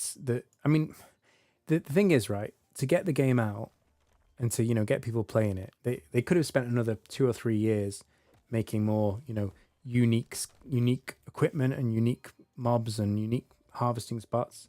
What they've done is essentially put a placeholder in to say, we're going to give you 500 levels of content, but we are reusing the same gathering nodes and equipment every like 30 levels.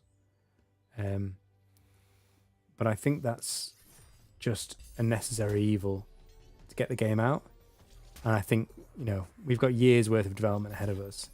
I'm pretty sure they're going to add all the kind of MMO stuff that we're thinking about. And, you know, as much as we hate comparing to RuneScape, you You know, RuneScape has these unique drops. And if you think RuneScape Classic, like, I don't remember, but there were probably 5 tiers of weapon. There was what? Bronze, iron, steel, mithril, and rune. Was adamant in the game then? I don't know. And then as time's gone on, obviously there's all these different tiers, and you've got Bandos armor and all this stuff now.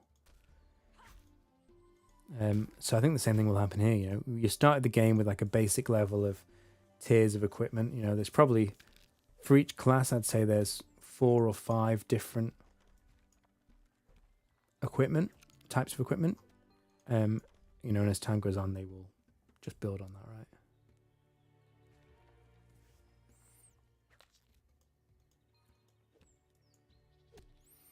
I don't think the weapons here, for example, the two-handed and the one-handed, I get that. Oh, I didn't mean to do that.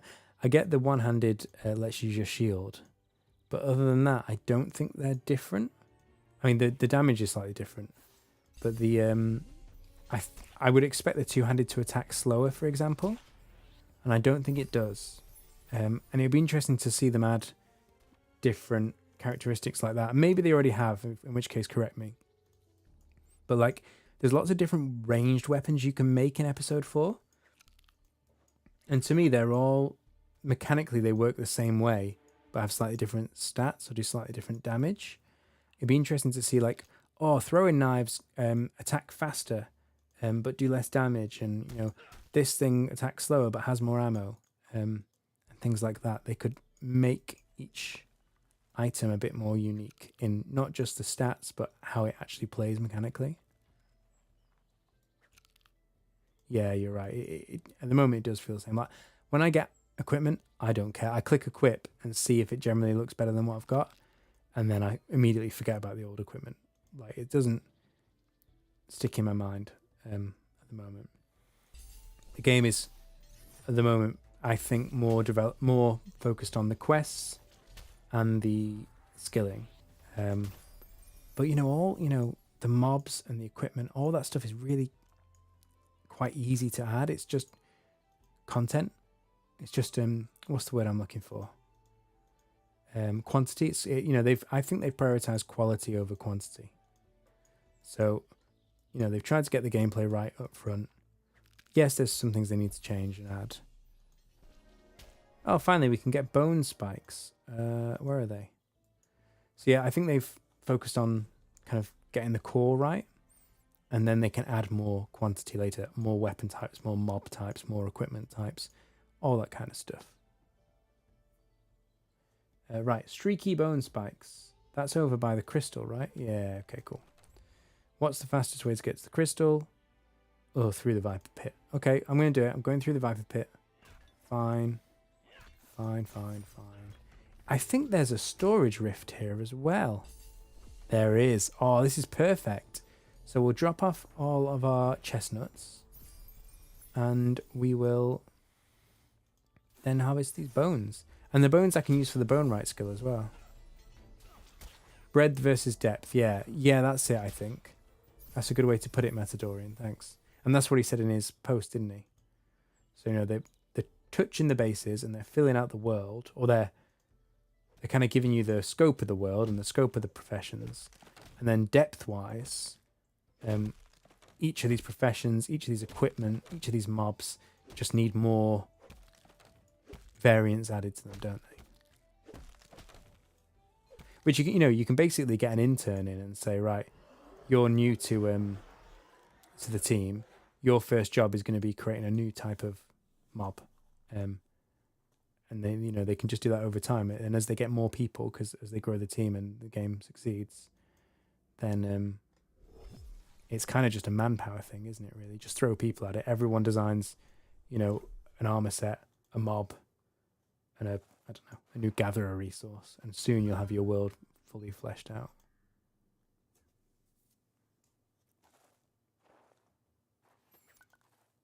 Look at this, 106 XP. That's pretty good. So the big grind, well, I say big grind, it's not that big, but the jump is going to be getting from level 19 to level 20. We're going to get to level 19 quickly, and then we're going to need a lot of XP to get to 20. In fact, we can look at that now. If I scroll up here, So I need, okay, I've got maybe 500 XP from the bones. I need another 2,400, right? To get to the next level. Remember that. Let's write this in the chat. 2,400 XP. Let's add these in as well. So another 400 from these. So 2,800 to get to level 19, right? Let's see once we're at level 19, how much XP it takes to get to level 20. It's going to be a big jump. Matadorian says, from a game development point, they've set themselves up nicely. Whether people will be patient for the game to be flashed out remains to be seen. Yeah, exactly. I 100% agree. They've started off on the right foot. They've given themselves, they've created their engine from scratch, so they have total control. And yeah, it's a good starting point for them to now flesh out all the gameplay in the world. Some people won't have the patience to wait for that, but I think even a lot of, some people the game just won't be for, which is absolutely fine, right? Not everyone's going to like the same games, and that's not a problem. I think there'll be quite a lot of people who don't feel the game is fleshed out enough for them right now, and they go away and they come back in like a year or two when they see all the new content and quality of life features and everything have been added. So I'm not even really worried about people not having patience for it, because I think those people, a lot of them will come back. And I think there's enough people who are just enjoying the game in its current state and looking forward to future content that will keep the game going and keep them investing in it in the meantime. I know maybe you don't want to grind to level 500, but you're not actually going to run out of stuff to do. There's no way people are going to get, level 500 in all skills anytime soon. I don't want to call it, but I think it's going to be at least 12 months. Maybe I'm wrong. But level 500 in all skills in all 4 episodes, I think at least 12 months, right? Oh, 36,000 XP to level 20. Okay. And I'm currently at, I'm nearly at 32 though, so it's not that bad actually. Yeah, I don't really normally pay attention to the numbers. I just kind of enjoy the game. But that video earlier has just really got me thinking about it. If you like numbers and spreadsheets and things, that MC Yoda the Giant video, I do recommend. There's no gameplay, it's just his spreadsheet. But he does explain how the XP scaling works, which is really useful. I don't normally go into that kind of depth. I normally just enjoy the game.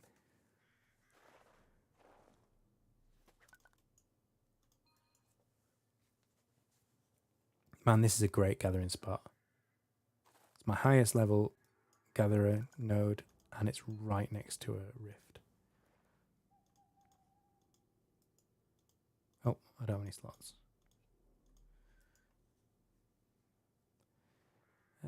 Right, if we get a knowledge point, I think we're going to start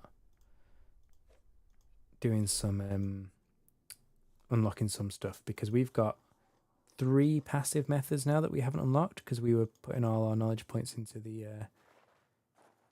scout grind. So yeah, we've got some catching up to do.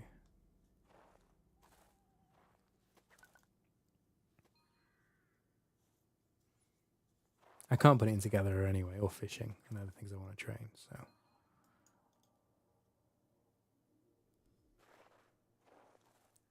Oh, they've updated the wiki, have they, to show the levels up to 200. They were really quick, actually, on release. They did show the levels up to, I don't know, like 30 or 40 or something. But yeah, those guys are pretty hot on that stuff. I think it's made by the same people who maintain the RuneScape wiki, at least the old school RuneScape wiki, and a few other things. So yeah, it's really well done. So yeah, the wiki is getting filled out very quickly. I haven't really used the wiki. I'm relatively careful because I'm doing this on stream. I want it to be like a genuine experience, so I don't really look stuff up. I mean, I hear chat in game and from you guys when you come to the stream. So like I knew I needed 32 carpentry, for example. I think everyone knows that. But yeah, it's like this quest I did today. I could have done it on my main when I was away visiting family earlier this week, but I didn't because I wanted the first experience of the quest to be here on stream. So yeah, I'm not looking up the wiki too much or anything, but I think it is generally a really good tool. Yeah, so I've got to be careful now. Like when I'm not streaming, I won't play this account. And normally, if I'm not streaming, playing, it's because I'm getting footage for a video. But if I'm not doing that, then and I'm just playing for the fun of it, maybe at a time where I can't record because I've got the baby next to me and she's crying or something. I don't know. I mean, no, if she's crying, I wouldn't be playing a game with her, but she might be in a cot next to me and just making noise. In those scenarios, I'll play my alt, but what I'll have to do is just play like do skilling, like stuff that isn't new content, as it were, because I want all the new content to be on stream. Are you laughing at me neglecting my baby while I play Brighter Shores? Yeah, just in case my wife watches this, which she might.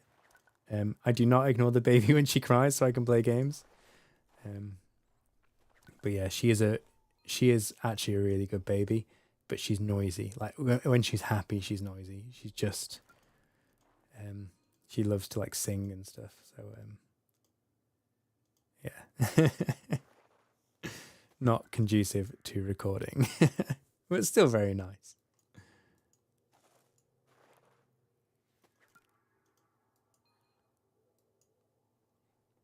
That's why because I really want, after the experience with the launch week and having you guys on stream and just being able to chill and chat and all the progress we made, that's why I wanted to get regular streaming going. So that's why I'm doing this every Sunday night now. Because we had to set up a certain time where she could like after the baby and everything. So if I'm playing other times of the week, I'll try and stream then as well, but that'll be more ad hoc, and I'll probably do that on the other account just so people know that they can come Sunday nights to see this account's progress. But yeah, the Sunday night will be the main stream. Yeah, Matadorian, you're right. Experiencing the quests and working them out for the first time. Yeah, I think it's nice. I mean, later in the game when it's more established, certainly on the earlier episodes, I think everyone will be so familiar with the quests that you can just breeze through them. But it's quite nice to see the new starter experience.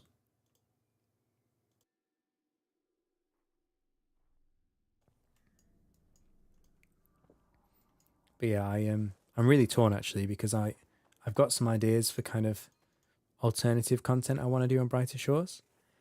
But at the moment, I think people just want to see as much content as possible. They don't want to see, alternative play styles or challenges. I put out a survey in my community channel, and it sounds like people just want to see as many of the side quests and as many guides as they can. So I'm focusing on that for now. But I am so excited to play some alternative play styles as well. So that'll come when the episodes are more established and everyone knows the quests already. And I've got a whole series lined up, which is going to be great. But of course, RuneScape Leagues is coming up as well, which is going to be amazing. It's going to be my first ever leagues. I'm actually really excited for that. I might be wishing I was playing Brighter Shores. I don't know. We'll see. I love both games. Yeah, we'll be busy. We'll be really busy. We've got the progress to do on this account. We've got the alt account, which is just doing skilling really. We've got RuneScape Leagues, and then we've got the alternative Brighter Shores challenge account as well. So yeah, not going to be short of content. Oh, there's 20 Gatherer. Great. Shall we just finish off getting these bones while we're here? Because they'll be useful for bone right. We'll do that, and then we'll go get fishing to 22, I think. Where are these bones? There they are. You considered starting the second and third characters to just lock a name down and make the other two factors, but decided against it. So I did that. So the first day I locked this name down, and then the second day I was like, oh, I'll just I'll create a second character and start locking names down. And somebody had already taken Gold Rocket. Like this is Gold Rocket without a space. I tried to get Gold Rocket with a space because I left it 24 hours. Someone took it. Now, it's not a name that I've seen is very common, but maybe someone just wanted that name. It might be someone saw my name on the Discord. I don't know. I mean, I'm not like a big enough YouTuber that people are trying to snipe it. But yeah, that was a bit sad. So I missed that, but actually I came up with a better idea for a name anyway. And then at the same time, I locked in my third name as well. So I think it's worth doing if you've got an idea for a name and you're already subscribed.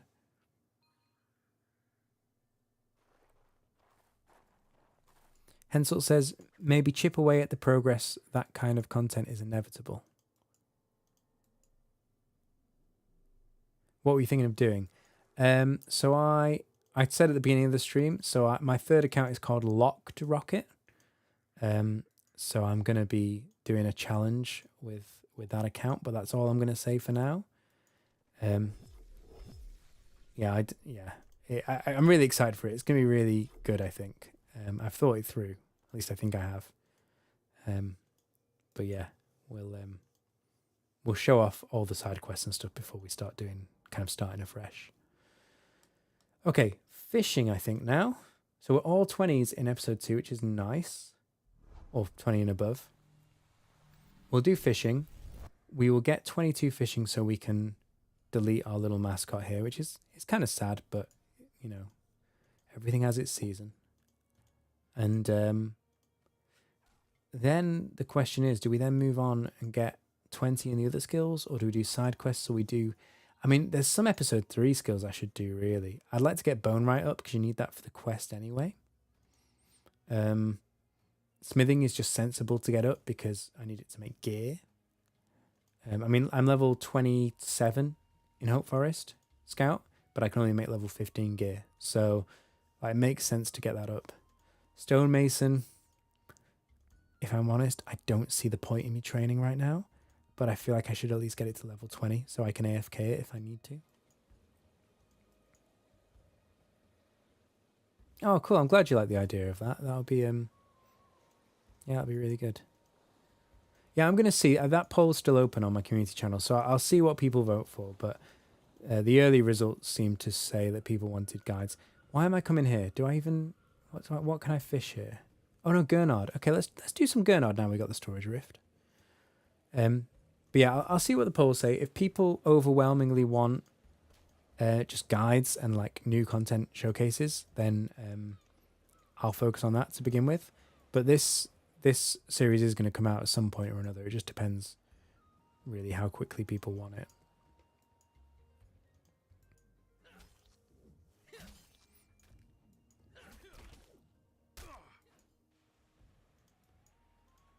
Right, Gurnard are like so far away. But the storage rift is... Where is it?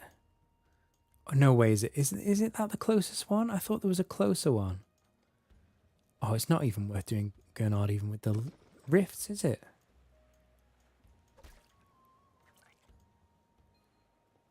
I mean, we're nearly level 16. We'll do it. But yeah, so I still have to run all the way here. They need to put a storage rift in like this room, or maybe the Ray room, because it's too far, right? It's 1, 2, 3, 4, 5, 6 rooms, or 1, 2, 3, 1, 2, 3, 4, 5. Yeah, 6 rooms either way you go. Yeah, it's too far. Really, a storage rift here would be nice because you can do the fishing and the gathering, and the foraging, I should say. Yeah, Matadorian, that's exactly what I'm thinking. It would be nice to just get everything to 20, and then I can just AFK anything. You know, if a quest has a certain requirement, or, you know, I need to get some kind of unlock, I can just set it AFK when I'm offline. Yeah. Oh, and you're right as well, actually, and then I can use knowledge points on it as well. Good shout. So yeah, that is going to be an early game goal. It depends what people want to see. Like, if people aren't interested in seeing me skilling, I can just quest on stream, and then I can, you know, do what I did today and just get like a 1 or 2 levels. But the main focus of the stream can be questing. Equally, if people like to just chill and watch some skilling, like, that's fine as well.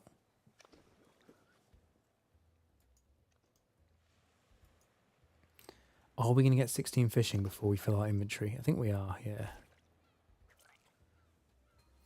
I reckon, I mean, I don't know, it's all conjecture, but I reckon when player-to-player trading comes out, these Gurnard might actually be worth some money because you use them in cooking and they are a pain in the ass to get.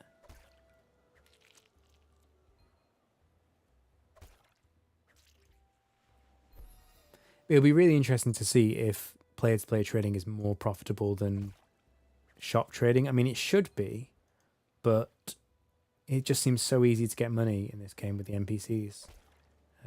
Yeah, the player-to-player economy is going to be really interesting. Right, now we get rocky eels. Eels are great because we can either sell them to the shop or bank them. I think I'll probably bank them just because I might want to use them for cooking.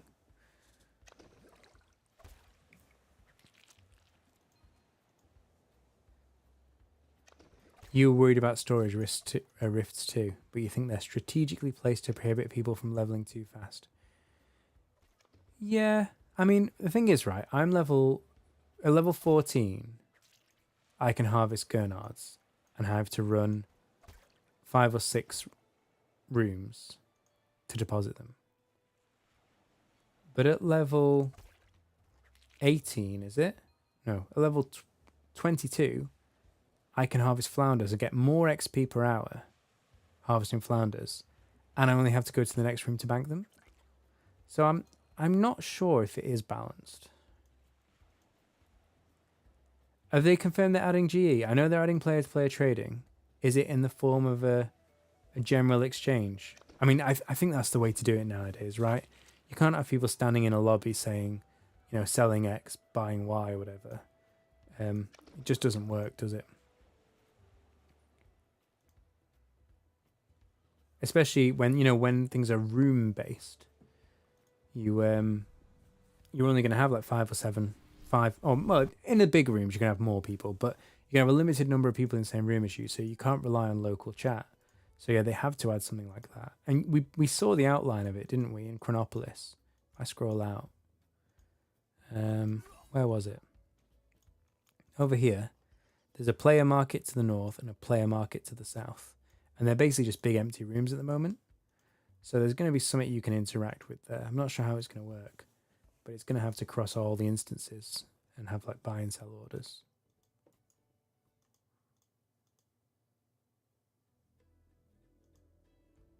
True, you can't cook flounders.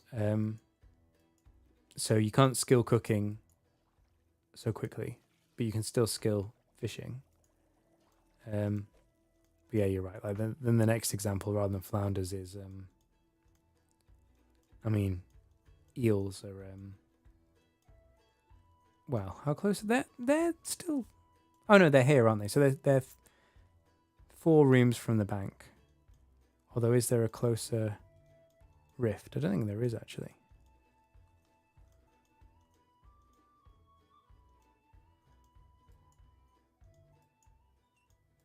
Oh, you're saying that you can't even bank the flounders. You're right. Because there's no cooking of them, you can't even bank them. So if you want to sell the flounders, you still have to run all the way around here. So yeah, that's a good point, actually. So flounders aren't actually faster than Gurnards. Yeah, that's a really good point. I didn't think about that. It does say you need to sub to player-to-player trading. Yeah, player-to-player trading is disabled for free-to-play because it's anti-botting, isn't it? That's why. They don't want bots to come in and ruin the economy like they do in so many MMOs. I think it's actually really smart. From the ground up, the game has been designed with protecting the economy and the player base from botting from the start, which is really good. I think he said, didn't he, that and the in-game economy, you know, how people make money, has been like front of mind since day one. So a lot of the choices they've made have been to make those things still work.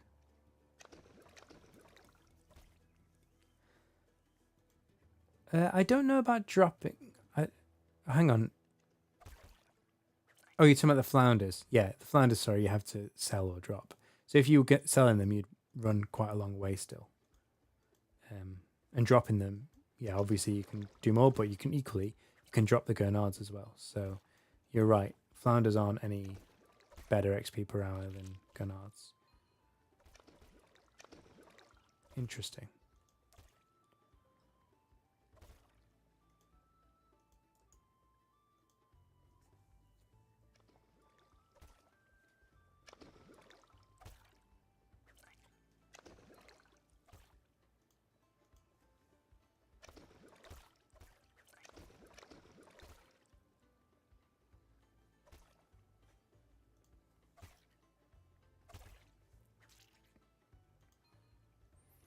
Okay, we're getting these levels pretty quickly. What did we say? 22 was the goal?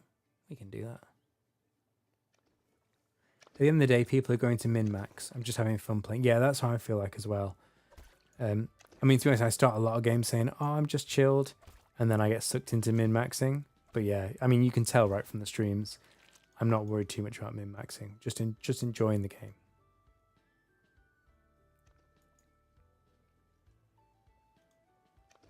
I mean, like, I could be running to pufferfish right now. That would be more efficient.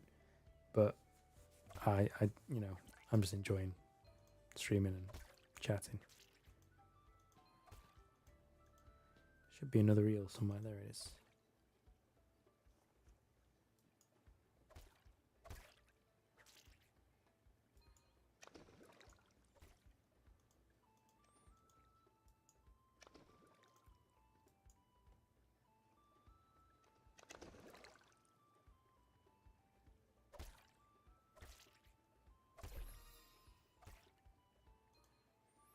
Okay, that's 17. I was surprised actually how quick the 19 to 20 gathering guide was. Grind was, sorry. That wasn't too bad actually. So yeah, the fishing should be similar. The first 20 levels do go quickly, even with the bump at level 20.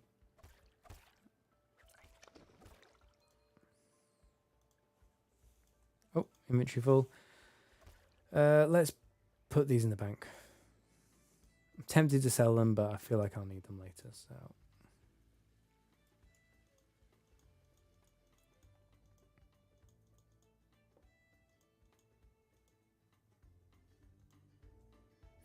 So how many people have like equally spread skills like this, and how many people are just focusing on one episode?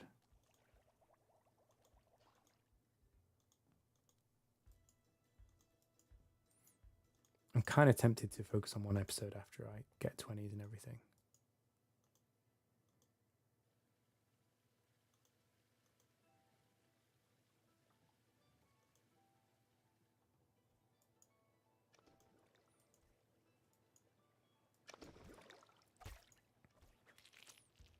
I know a few people have just stayed in episode 1. A few people commented on my videos saying, oh no, you said don't grind episode 1 and now I've spent the past 10 hours on episode 1. It's like, it's okay. Like, if you love episode 1, great. But just, you know, be aware there are other episodes and you might actually prefer a later one, in which case grind that one. But yeah, I think a lot of people just stayed in Hopeport, which is cool. Even like premium players. It's like, you know, you could have done this for free. But, you know, it's fine. They're supporting the game. Matadorians spreading skills equally. Fair enough. Yeah, you got the 32 carpentry. It makes sense. I mean, you've got to... You don't have to, but that is the sensible one to beeline, right? Get to 32 carpentry, unlock rifts, and then you can skill everything else. You're working on mining and blacksmithing. Yeah. So I did, you know, 15 blacksmithing and 22 mining. And I got to a point where I was like, I need the rifts to store the ores because it's just too slow otherwise. Like sometimes you get a really good one, like what am I on now? Oh, basalt isn't great, but like oh, which one is it? Cabronese, I think, and iron ore certainly. They're really easy to get to. But the other ones, like you're so far from the bank, you need the rifts to skill it. Okay, fair enough, Meow. Yeah, you're going to get 20 in all of them and then go for quest requirements. Yeah, I'm not sure, you know. There are certain quests I do want to do, but basically, if it's a quest people want to see, I'll get the requirements for it. Otherwise, I'll just focus on other things. Yeah, rifts are such a game changer. I mean, I've only just started using them, and yeah, it's massive.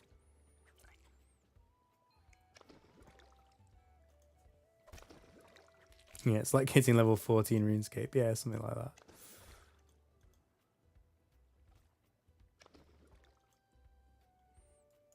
that. Well, where are you at, Meow? Have you... I mean, the only quest that I know that has a solid reward... I mean, I don't know much about these quests. We all know Spider's Nest, obviously. We just completed that on stream. But I think this Mantaban's Legacy... It's one of these two. It's Lost and Found or Mantaban's Legacy that give you the ability to craft the epic gear. So if you are going to prioritize a side quest and you've already done Spider's Nest, then I would suggest one of those. I think Mantaban's Legacy. I think Lost and Found is too high requirements. Is it Lost and Found? Thanks, Matadorian. Okay. Do you know what levels you need? Because it's 5-star, which made me think it's like crazy level requirements. So yeah, Meow, if you're thinking about doing a quest and you don't know what to prioritize, Lost and Found then is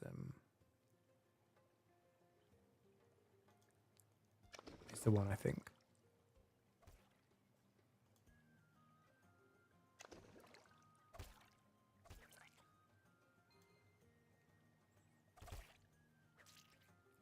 $61 combat, okay.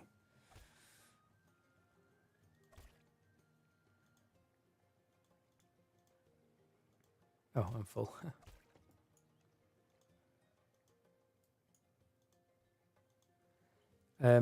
You can say, if it helps me out, you can say Matadorian. I mean, to be honest, I'll probably forget anyway, so it's fine.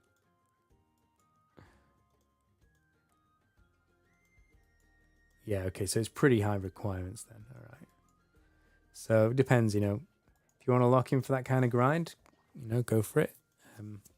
It is a really good reward, but appreciate you might not want to do that all at once.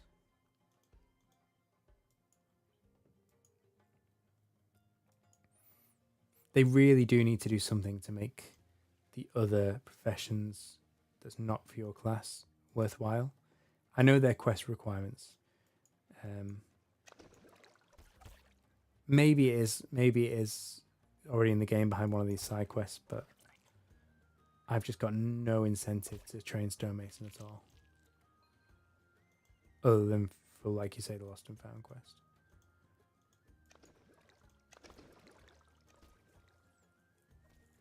Yeah, 40 bone right, 60 blacksmith, 46 stonemason, and 61 mine fighter. Thing is, right, the levels go to 500, so I think future quests will have like level requirements of 100, 200, 300. Not all of them, but some of them will. So let's sell these eels because we're not going to go all the way back to the bank for 6 eels.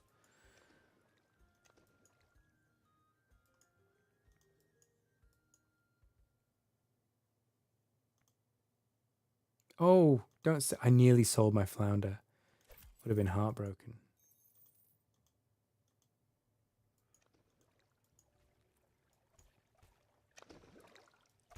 You'd like to see more question in episodes that don't have such a high level for beginners. Well, they did say, didn't they? He said they're going to add more quests in episode 1 and 2. They said that on day 2, I think. So I think at least some of those quests they add are not going to be high level requirements. Because they've already got like one quest with medium requirements and one quest with pretty high requirements.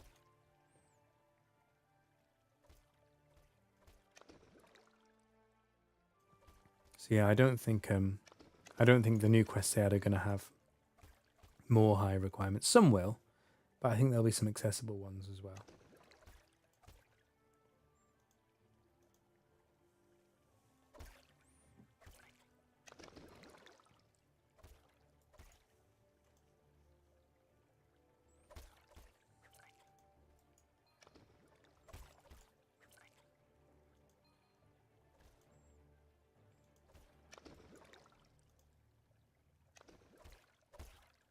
Yeah. I mean, what's the point in having a level go up to 500 if you don't really use it? I mean, I know, you know, it unlocks new types of fish and whatever, but some quests are going to need like 200 plus eventually. I mean, in the very long run, I think there's going to be some kind of elite quests that need like 400, 450, but they're going to be a long way off, I think. What's the point in implementing a quest that no one's going to be able to do for a year, you know?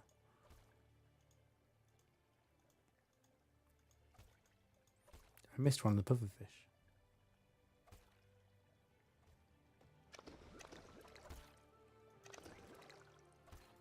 One thing that a lot of people have said is this place needs like one more pufferfish spawn on each side, which I agree with. It's just slightly too much time waiting for respawns, not by much. But yeah, if I had 4 to catch rather than 3 on each side, I think it would be a lot nicer.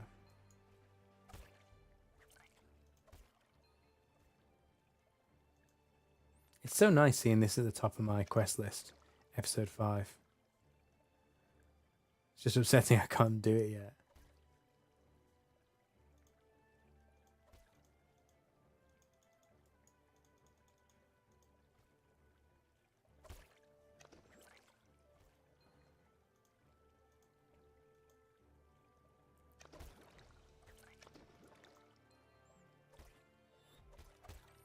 Okay, that's R3.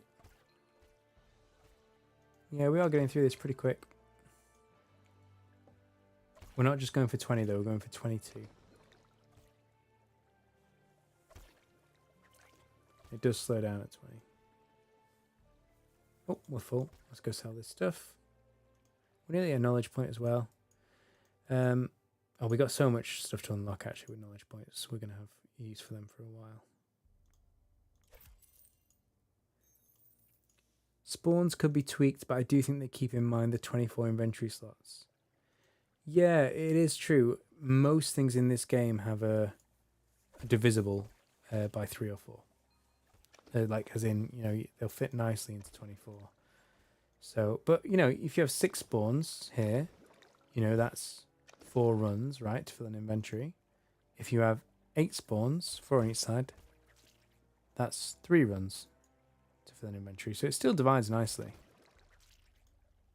And what's the point in making people stand AFK for like 10 seconds every run? I mean, yes, you can run to Eel Street, but yeah, it's just kind of a bit too high maintenance to do that, in my opinion. Maybe I will be doing it at some point, but at the moment, I just can't motivate myself to do that. I've got 6, so I've got all the ones there.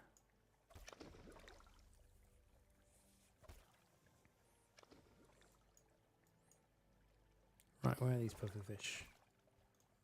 I keep trying to catch the pufferfish other people have caught, like on the end of their spears. Oh, I could also enchant this spear, but I'm not going to do a lot of fishing. I'm going to get to... Well, tonight I'm going to get to 22. Eventually I'll get to 25 for the quest, and that's probably it for a good while. So on my alt, that is just basically a skilling alt, I'll probably enchant the spear and then get some higher fishing levels. But this account, I don't think I'm going to do that. I might enchant my magnifying glass. I'm up for that. We'll see. Here we go. Knowledge point. Let's get some AFK gatherer because we don't have any gatherer unlocked yet. There we go. We can get beetroot. Very nice.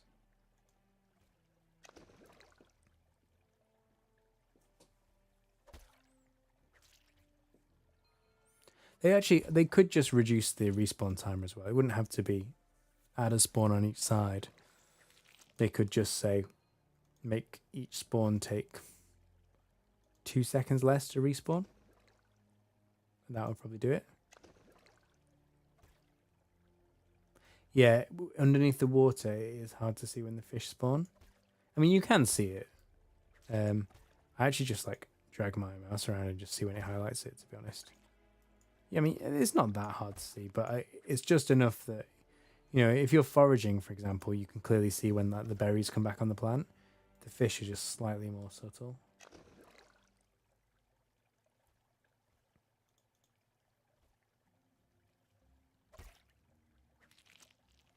Oh, do they? Oh, the fish show up as a blue dot? No, surely not.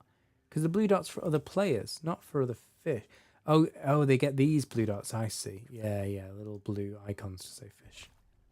That's a good idea. I've never used that before. Oh, you use sense. Yeah. Yeah, but then you have to constantly spam sense, don't you?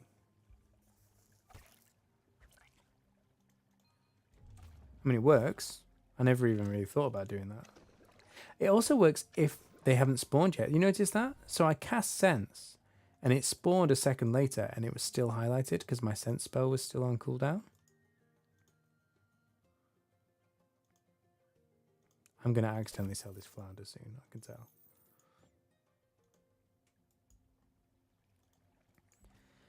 What I could do as well, actually, to help get to 25, when we finish the stream tonight, I'll buy a fishing rod. Once we hit, because we'll be on level 22 by then. And I'll AFK fish. That's something else about this game, actually. For AFK fishing, you need to buy slugs. And I kind of wish there's a way to catch slugs yourself. I don't mind the fact that, like, for AFK woodcutting, you need baskets. I'm all right with that for some reason. But psychologically, having to buy inventory items like these slug bait and use that in the AFK skill, I'd like the idea of just being able to get it from scratch without any kind of shop. I mean, it's typical, you know, RuneScape kind of ultimate Iron Man stuff of doing everything without using shops. It would be nice if that was even possible in this game. It's not right now in its current form. I mean, yes, you can get the jar spawn in the kitchen, you can get the crate spawn on the docks. So I think all these items do, or all these containers do spawn in game. So if you really wanted to, like, keep picking up these items one at a time, you could, but it would be very slow and very laborious. But the fact that certain items you cannot get outside of shops, I'd like to see that change at some point. You can use sea slugs, yeah, you use them on the fishing, but you can't catch them. You have to buy them from a shop. You get sea slugs from foraging? Really? Really? No way. Is that true? I never knew. You get grey lice. There we go, we've unlocked AFK fishing now. Really? 26, you get sea slugs. Oh, okay. I'm wrong then. So you get them. So you need to buy the buckets or pick them up in game very laboriously.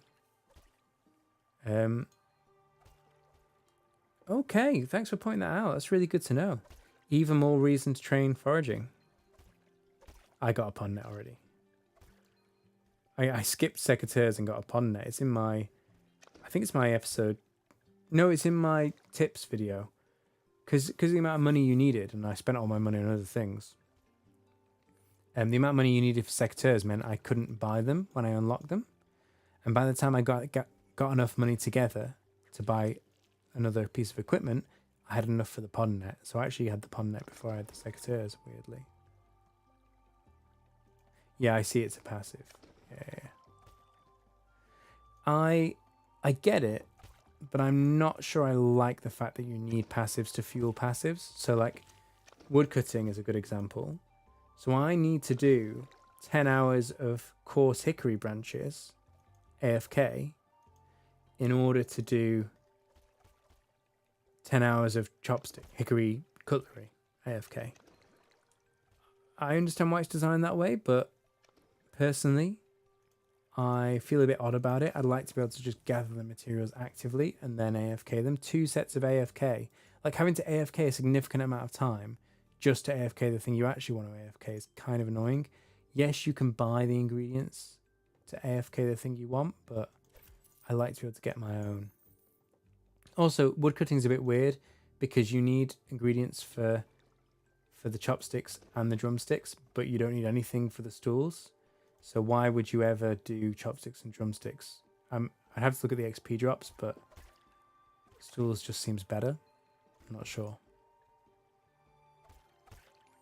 Yeah, you had to grind for the secateurs as well. Yeah, I think we were all in the same boat. Oh, launch day. Them were the days.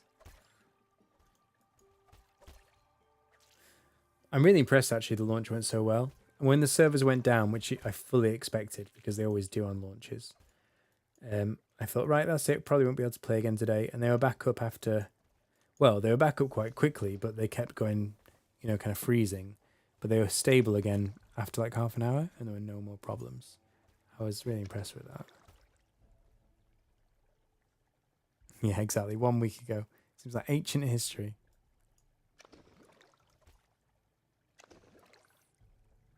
Right. Yeah, see, this is already slower, so... Next level at 53,000. So before we needed like... What was it, like 2,400 or 2,800 XP to get from 18 to 19? And now we need 16,000 to get from level 20 to 21.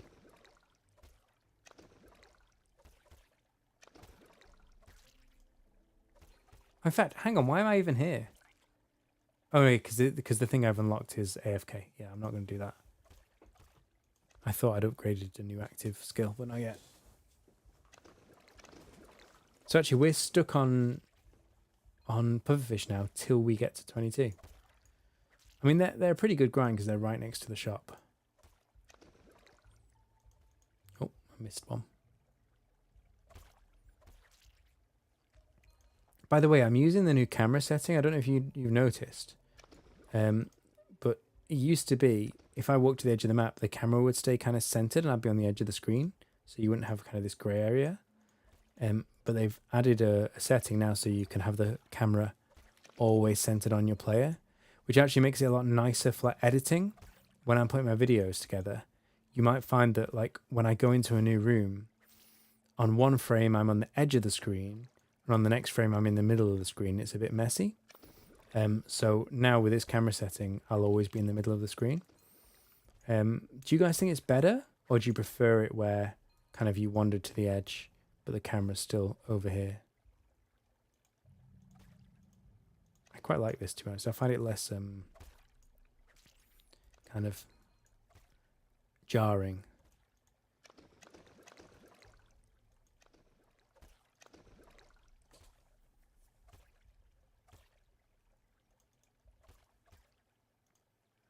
Right, this is the big grind to get to 21. After that, 22 will come very easily. Hey, Spam Me. Thanks for coming to the screen. To the stream, sorry. Skibbity to you too. Yeah, Matadorian, exactly. Yeah, I probably wouldn't have bothered changing it if it wasn't for the recording. But I noticed, yeah, when on my videos, it's noticeable when like on one frame you're on the edge of the screen and the next frame you're in the middle. So I've changed it for that. But yeah, I probably would have kept the original camera if it wasn't for the videos. I mean, it's a bit funny when you are all the way over here and half your screen is just empty. So I understand why the camera was set to how the original settings were. It's nice that Gower, you know, after a week, changed the camera so that you could just always be centered on you like people asked for.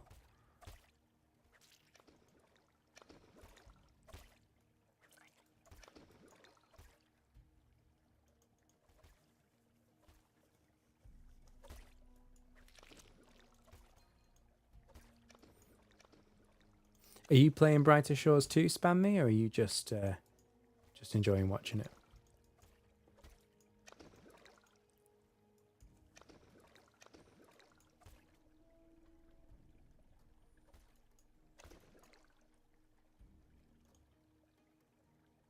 Cool. Yeah, it's a fun game. I do recommend. Chill. I'm not mining sewage. No, I'm catching pufferfish. I do get why it looks like that, but no, I'm catching pufferfish. It does look like mining sewage, you're right. I'll never get that image out of my head now. Yeah, I have a little mascot here that I've had since the beginning of the game. and I can't get rid of him because my fishing level isn't high enough to replace him, and he's taking up space in my inventory. So I'm just quickly getting to 22 fishing so we can finally set our mascot free. We just completed what I would say is probably the most important quest in the game. I mean, is it more important than the main story? Kind of, yeah. The stuff it unlocks is really game-changing. So yeah, we just completed that, and also we completed the last main story in episode 4. So now we are fully ready. As soon as episode 5 launches, we can go straight to the new location, which is called Stonemore Hill. So that'll be good. So literally on launch day, we can do that.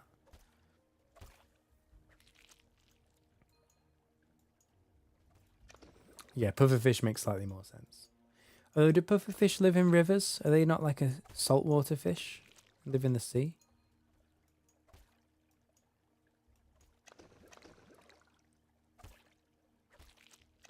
From a creator perspective, have the content creators started to separate themselves from other players, and what's your goal? No, I think a lot of content creators, at least the ones I've seen, are pretty sociable. Like, people will chat and stuff.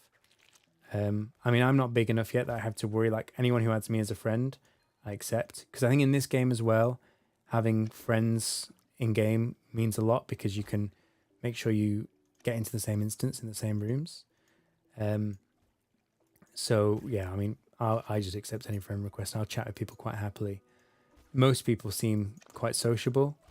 I do get if you're like a bigger streamer or a bigger YouTuber, you can't, have everyone on your friend list and stuff. But no, I don't see any kind of separation in that sense. Yeah, no, I don't think so. I think it's quite a nice community, really. What's my goal? I mean, my goal is to have fun, right? I want us to enjoy playing the game together. I think short term, I want to show off the new content, and my very short term goal was to show episodes 3 and 4, so people know whether it's worth buying the game or not. I'm actually, now that we've completed episode 4, I'm now going to use the footage from the stream to do a review to show people whether it's worth buying premium. So that was my very short-term goal. My next goal is to show off the other side quests and the other content, get some significant levels, just to showcase the game some more, maybe and unlock all these different areas as well that are still locked on my map. And then my long-term goal is to explore the new episodes as they come out and the new content as it's added, and to also, I think, do some more, when the guides are kind of all done and everyone knows what they need to know, to then do more kind of entertainment format, so like challenge accounts and things like that. Like I said before, I'll also still be doing RuneScape. Like, I'll do raids at the end of the month, and yeah, basically whatever game has more content and more things that are fun to make videos about, I will cover.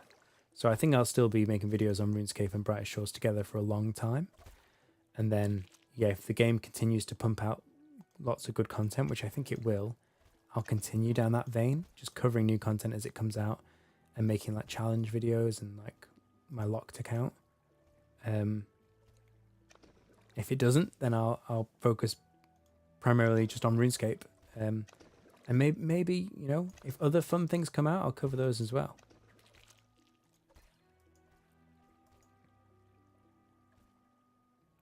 Yeah, it's hard. Like, clickbait is a thing, and the algorithm is a thing. So like, I don't like the idea of misleading people. I don't think, and there's a lot of content creators who like frame things in like more clickbaity ways, but they're not misleading people. They're just playing the game. I mean, there are people who mislead people as well.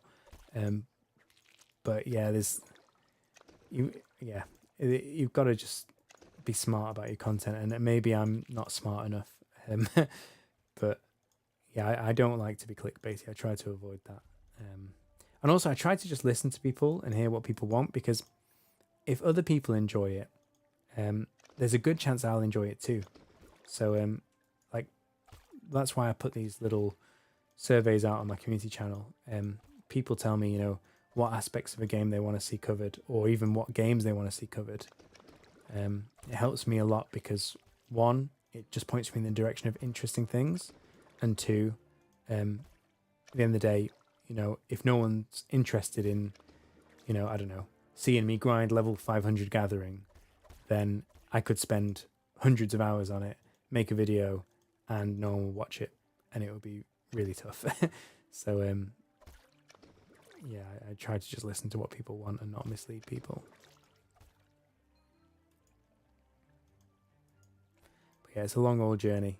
YouTube, it's good actually. It's fun. It's a lot more work than I thought, but it's fun. It's very competitive in the sense that, you know, there's a lot of big YouTubers out there, and you know, they automatically get a lot of views. But I think in general, people are happy to help each other and work together. There's not a lot of gatekeeping going on that I can see. It's a nice community, both in the game and in the YouTube community, which is nice.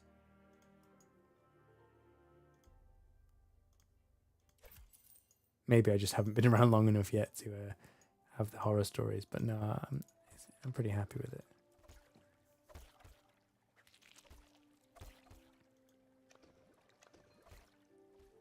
I'm really psyched actually because a lot of people have given feedback and people have subscribed as well based on the streams and the guides I've done recently. So at the end of the day, that's what helps the channel grow and pays the bills. So well, one day maybe it'll pay the bills. It doesn't at the moment, certainly.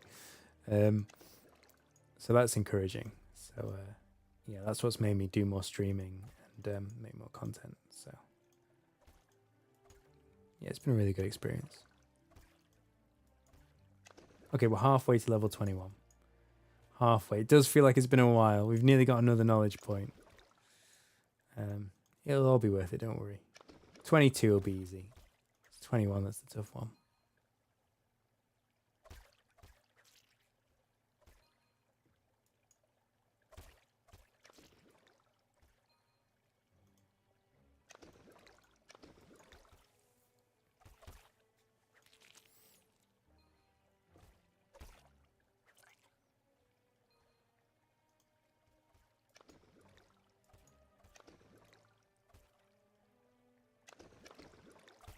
Yeah, you're right. Everyone's pretty chill. Yeah, I've had some really good chats in the game. It's gotten better as well because, like, on launch day, there were so many people all in the starting area that, like, you'd have a conversation with someone and you go into the next room, and quite often it would be a whole different set of people, and you wouldn't cross paths again. Now that people are spreading out through the game, and it's kind of calming down, there's still lots of people. Don't get me wrong, but you've got a better chance of getting in the same room. So if I say I leave now and go, say I was chatting to these people, I left and sold my fish and came back, I've got a better chance of being in the same room with the same people. Whereas before it was just like every time you entered a new room, you were in a new instance because your instance was immediately filled up. So yeah, there's more chatting that can go on now. Hey, we got a point, a knowledge point. Okay, let's put it on the dab because what we'll probably do is do some AFK fishing when we finish the stream. I need to get foraging up to get the slugs actually as well, but that's a task for another day, I think.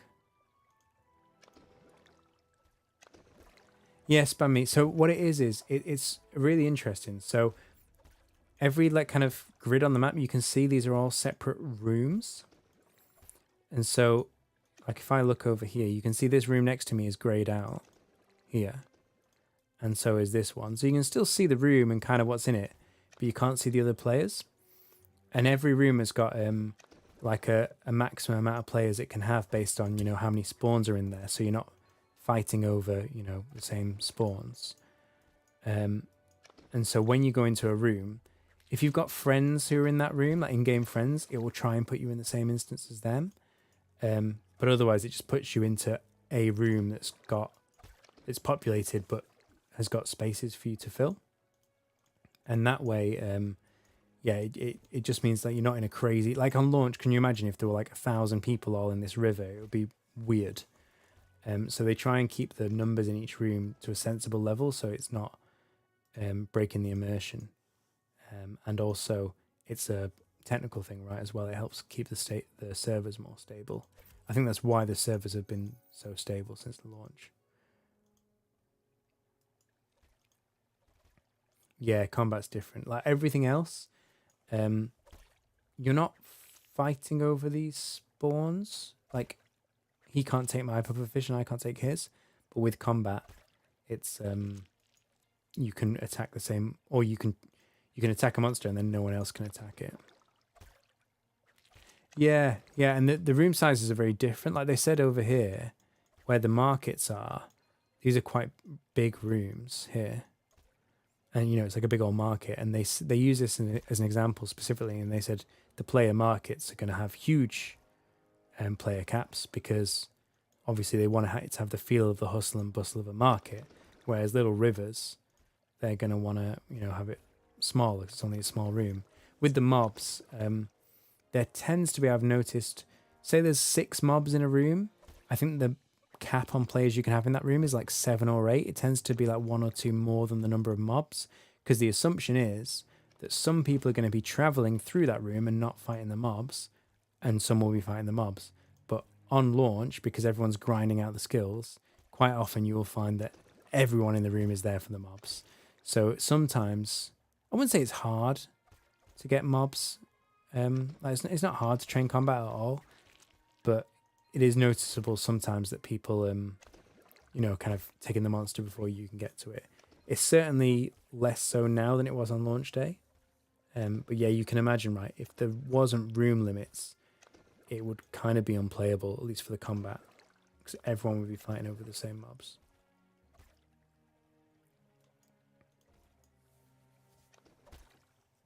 So far, I'm a big fan of the room system. Some people don't like it.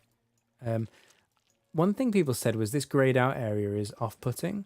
I think they could easily just change that, or even have a setting slider so you can see how grayed out that is. I think that's a tiny thing. I do understand why some people want to see players in the adjacent room, but for me it doesn't make a big difference. And I just think having the game optimization and the server stability is more important. But yeah, people like different things. That's fine.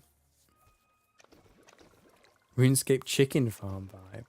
Yeah, I know what you mean. Actually, yeah, exactly. If you go to if you go like on Raids launch, for example, if you go to, or even, to be honest, even now on free to play worlds, you go to the chicken farms in Lumbridge, and it's just full of players, and it's hard to get the chickens and get the drops. Yeah, it's exactly that kind of thing. Whereas if it was rooms, it would, 1, not look so silly because there'd only be a few players in the farm, and 2, it'd be practically easier to train because you're not all fighting over the same mobs.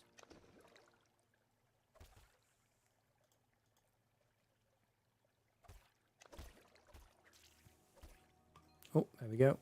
All right, we're nearly 3/4 of the way there, which is great. We'll go get a friend for our Arrowtooth Flounder once we hit 22, and then we'll release them both. Don't sell him. 500 silver, nice. We did have more, but we spent it on... Oh, we spent it on our spear upgrade, didn't we?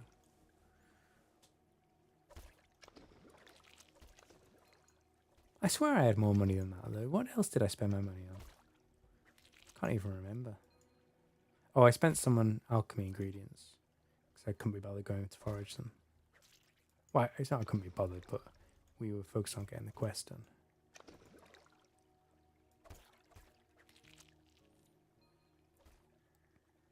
Right, we could do some maths here. So we need 4,000 more XP, and we get 107 for each fish.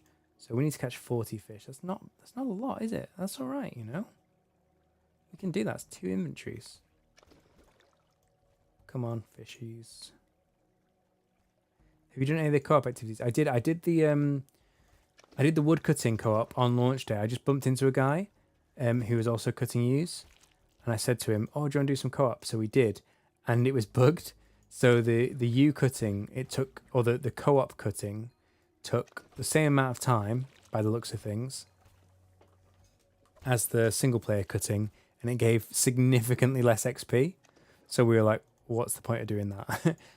But now they fixed it. So the co-op woodcutting gives you more XP, and I believe it's slightly faster than doing it solo. So it's significantly more XP per hour. I haven't done the co-op fishing yet. I need to be a higher level for that. Not sure what level I have to be for that. I think it's when you get the cast net.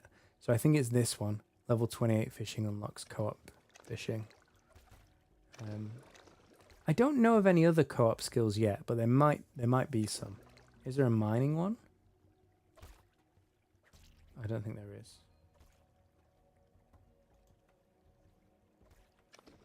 But yeah, I like that. It's really nice to have co-op skilling. I've not seen a game that's had co-op skilling in it before.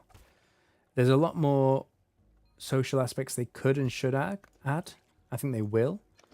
But that's a nice starter, you know? I mean, at some point, I think they're going to add, like, maybe not raids. They might add raids. It could look different, though. But a way to do combat cooperatively as well. Because obviously PvP is coming very soon. But I think co-op combat would be quite interesting. I think they're going to add that at some point. And more co-op skills. I think we need more co-op skills in the game, which is going to come, right? Because they've already set the standard for it in fishing and woodcutting. Does Gatherer have it? I don't think it does. No. Not in Forager either. No. I think they should also... it kind of is what it is now. Like, it's a free-to-play profession, Gatherer and Forager. So I'm not suggesting they go back and change it. But going forward, they shouldn't do what they've done with Gatherer and Forager, where Gatherer, let's be honest, it's just a reskinned Forager. They shouldn't do that. It should be more distinct. But, you know, it was early access, and it was... you know, a free-to-play profession. It's fine. We've already got 9 professions. We will be happy with 8 anyway, which is essentially what we have with the Gatherer and Forager being the same. So, and then, you know, the next 2 episodes gave us another 9 professions, so we've got plenty.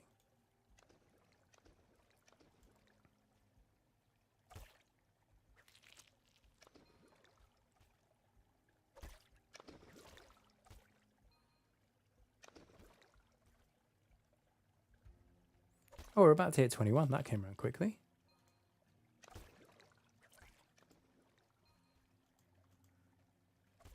Pretty sure we'll get another Gatherer in the next episode. Maybe. Yeah, maybe. I mean, we didn't in Mantaban. I mean, I guess maybe you're saying mining is essentially the same as Gatherer, but it feels very different, doesn't it? Aesthetically, it looks very different. Miner to me is distinct enough. I think they could do something clever, you know? Like, we're going into the dwarf area in episode 5. I mean, I can imagine, like, I know, something silly like rock singing, or like, I don't know, like crevassing, or something that effectively does the same thing as Gatherer or mining, but it looks different enough that it doesn't feel samey. I think if they were creative, they could do something. You saw a skill with a hand with a worm.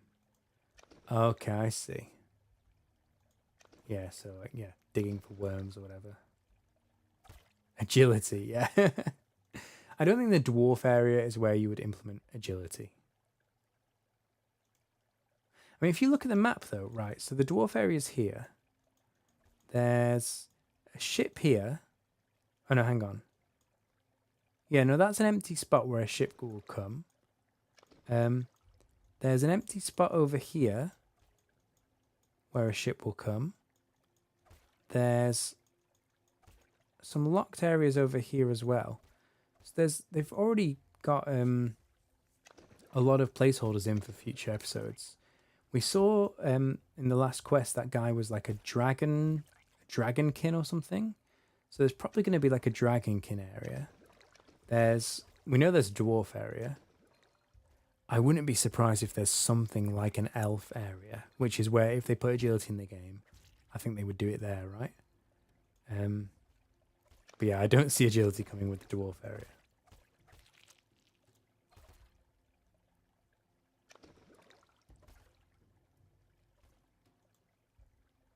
So if you check the gnome area, of course, for agility, yeah, maybe. I mean, there is a gnome area in the mine actually, but it's not really a gnome area. It's just where some gnomes happen to be. Stonemore Hill. What if I check this potion? It's very small, isn't it? Are you saying that that's a picture of a... Where's it gone? Sorry, are you saying that's a picture of a worm there?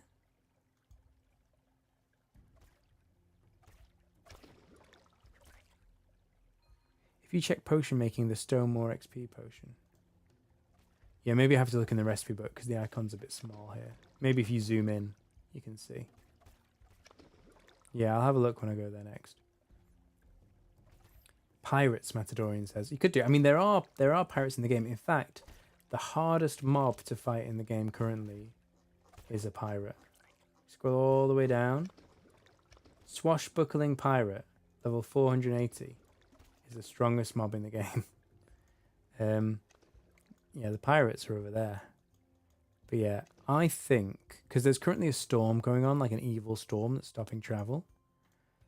And I think when it ends, because you're going to do something in the quest to make it end, I think that this boat will arrive. And I think this boat will arrive. And I think they might be a fast travel to one another. But I'm hoping they'll also open up other places as well. You know, you go to, an island or something. Oh, we're 21. I didn't even notice. Right, so now we only need 17k experience to get to 22. That's fine. We'll bash that out.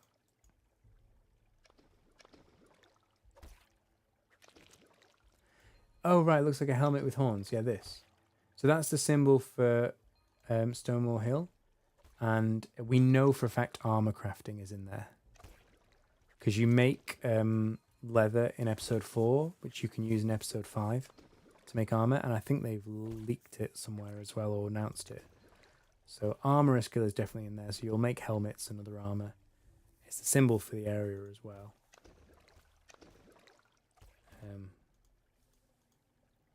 But yeah, there's going to be 4 or 5. I think maybe 5 professions in episode 5. It's going to be the combat one. There's going to be armorer. Question is, what will the other 3 be? I mean, a hand with a worm, I'm kind of fine with that. Like, if they make like a... I know you're saying it's essentially foraging, but if they make it different enough, if it looks and feels different, like it involves like getting a spade and digging and, or like setting bait or traps or something, like I'd be up for that. I mean, we've talked about it before. I would love like an animal husbandry skill or a trapper skill, but again, I don't see that coming in the dwarf area.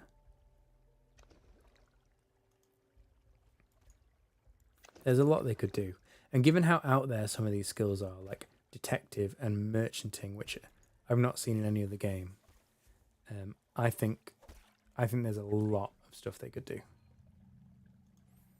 Like even just with basic stuff that's kind of predictable, there's some gaps where they could put more professions in. But I think given how out there they've been, the world's your oyster, really. There's almost limitless amounts of professions they could come up with. This pipe fits so much cuttlefish. I'm going to... All right, thanks for coming, Spam Me. It's really good to have you support the stream. Thanks so much. Yeah, I look forward to seeing you again, mate.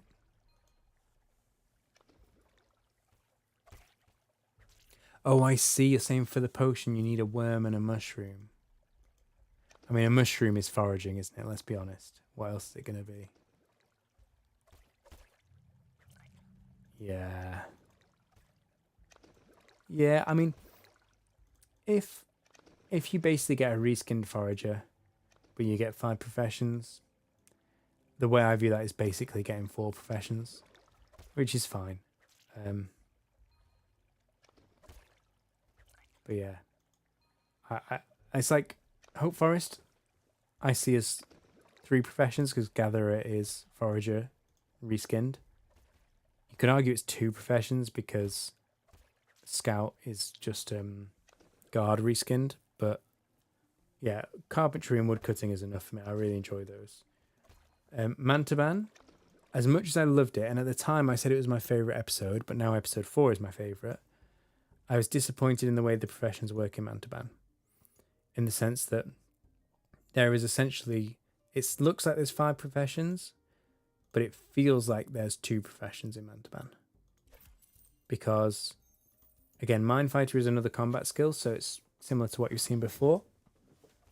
Bonewright, Stonemason are essentially useless to me, at least until I get some more unlocks or they add some more content.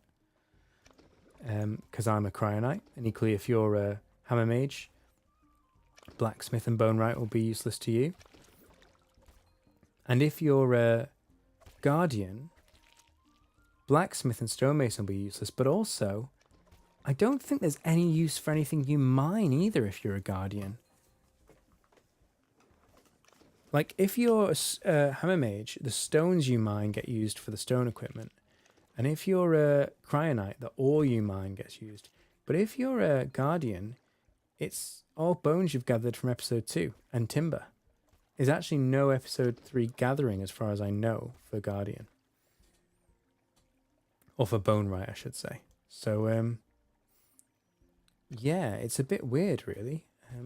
I mean, it's still good. I still like that episode. But I think they need to be careful they don't just reskin professions. And when they get to episode 5 and later episodes. And they need to make sure every profession is relevant. And I do think all these professions will be relevant later. But right now, yeah, they're not. Not for me, anyway. Yeah, I've said this before. Alchemy is the most important skill, I reckon. Because at the end of the day, you're going to use your potions in every episode. Even if it's just your XP potions and your health potions. Oh, and your strength potions as well. Like, they're going to be always useful. And no doubt you'll need them for quests and stuff as well. And then by extension, if alchemy is important, foraging has to be important. So, yeah, yeah, I mean, alchemy is the key skill, but foraging also feeds it. And then Gatherer feeds it as well to a lesser extent. And in the mines, actually, it's Minefighter that feeds it because it's your combat that gets you alchemy ingredients in the mines. Chronopolis, I'm not sure about, but I think, again, you get the ingredients from mob drops. But yeah, alchemy is kind of the bottleneck. So I'd say that if you really want to min-max, I think alchemy is the thing to focus. I will do some of that. I will get foraging up and alchemy up. But for now, just to do the quests, I've not focused on it too much.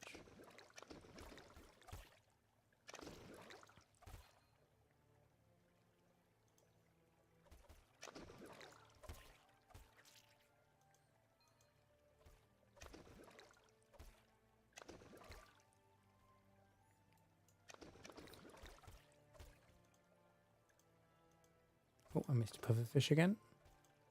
I need to pay more attention to where I'm fishing. I'm going to use Mezigoto's technique and use sense. Yeah, you see, I couldn't see those 2 pufferfish then. I didn't even notice them. There we go. Oh, there we go. Let's unlock the next level of Carpenter. There we go.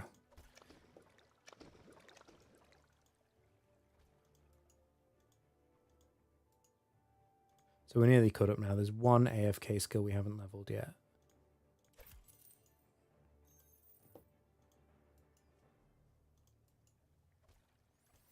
Okay, and we are a third of the way to 22, which is then what unlocks our Arrowtooth Flounders. Yeah, I think that Mezigoto, I hope they do too. I mean, their whole ethos is that the skills are all, or the professions are all self-contained to an episode. But I think they're missing a trick. I think they should expand them to work in other episodes. So, for example, episode 3, Mine of Mantaban, you have to harvest these slugs, these like water slug things, which are a little bit strange in that they're the only thing I've seen in the game that aren't discoverable. They're just already discovered when you find them.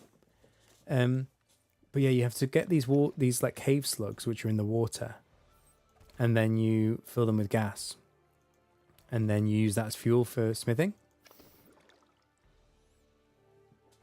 But I don't see why those slugs can't use a smithing skill. A fishing skill.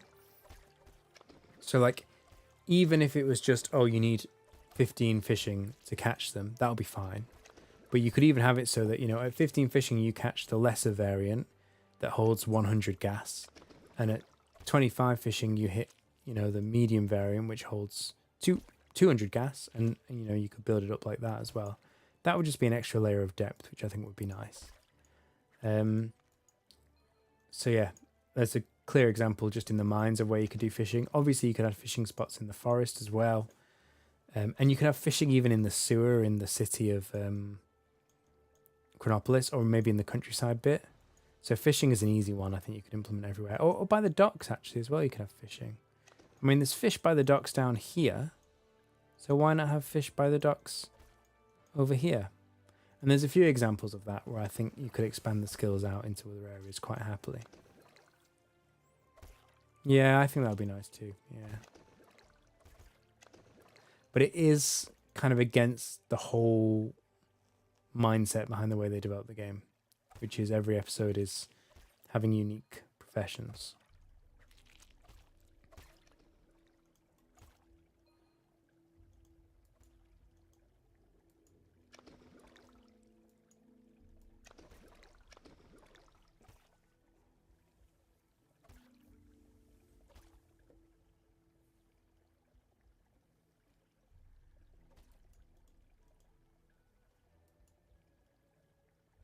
Where's my pufferfish gone? Oh, there he is. Just being impatient. Right, nearly halfway. So that's 10,700 more XP. Oh, 107. 10,700 divided by 107, guys. What's that? That's quite a lot, actually. It's like 107. No. Yeah. Yeah, 107 fish. I mean, this is like the worst part of the grind because we're just before we unlock the next higher tier fish. And because the last unlock was an AFKable, we're 3 levels away from our last unlock. So it's kind of one of the lower XP rates we can expect. But we're getting through it.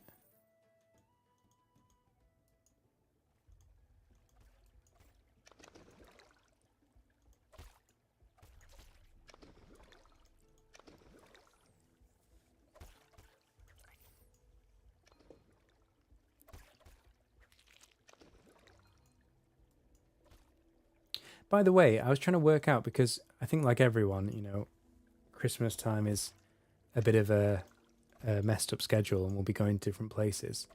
I'm planning to pre-record a load of content, not streams, but like actual proper videos to then release. So I want to have a consistent videos coming out over Christmas. There'll be probably like 2 or 3 weeks where I'll be away.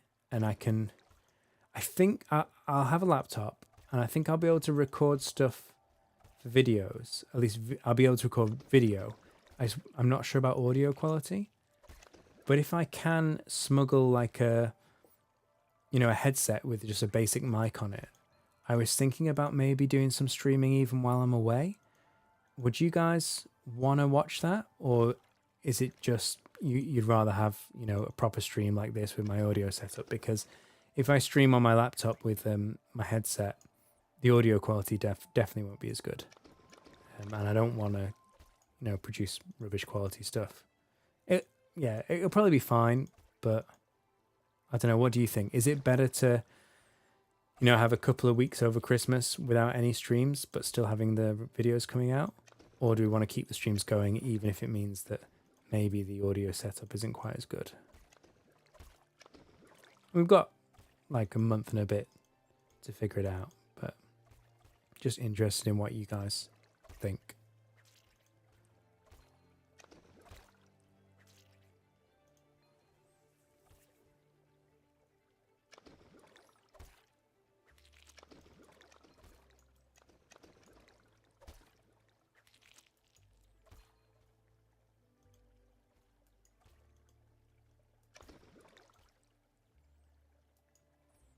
Right, we're more than halfway.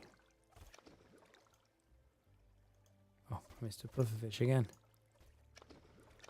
So it's actually, it sounds like a lot, 107, but it's 4 inventories. Ish, 5.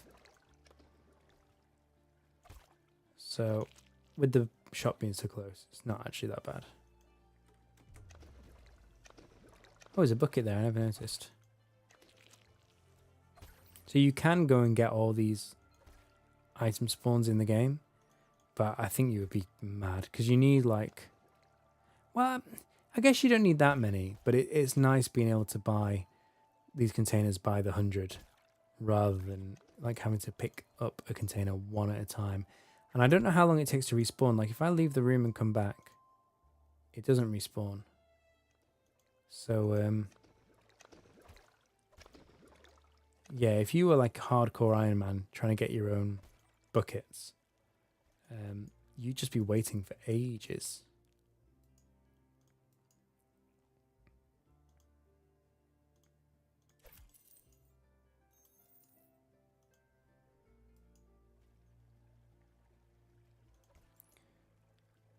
Matadorian says, from a creator standpoint, I would think having constant videos coming out with subpar audio quality would be better.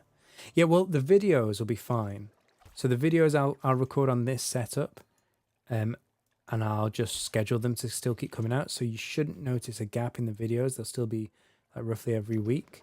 But the streams, obviously I can't pre-record those. So if I do stream, I'll be streaming on the laptop and the headset that I have, and not like my proper mic and my, better PC with 2 screens.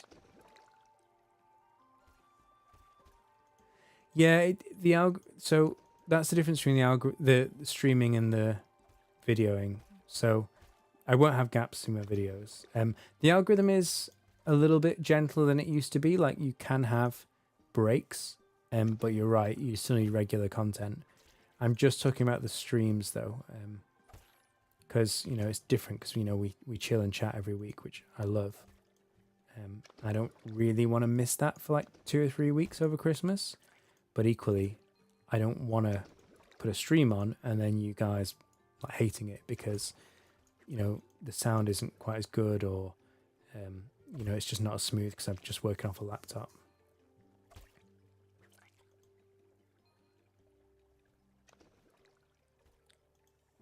Yeah, you're right, Mezigoto. That's another thing. To read chat, because I'm on a laptop, I'd have to use my phone. I don't have another screen for chat. That's a really good point, actually.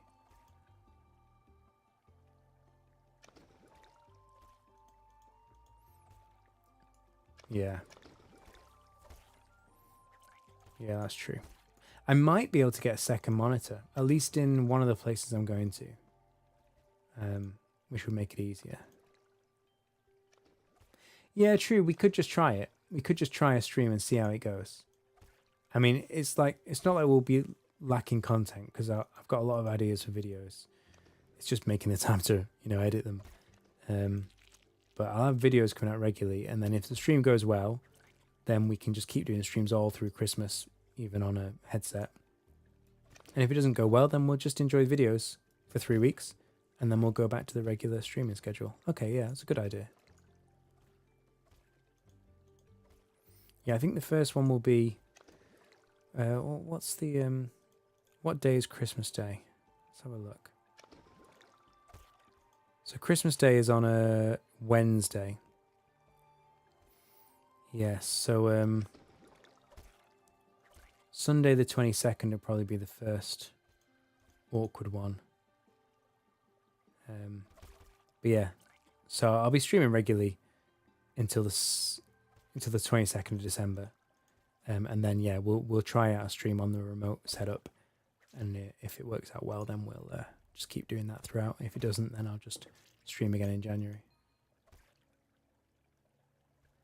Yeah. I mean, it's just it's still a decent quality headset that I've got. But you know, this is a decent mic on a boom arm, so it's just a little bit cleaner. That's all. But it's not going to be like a laptop mic. It's not going to be, you know, sat in my keyboard. You'll hear me clicking away.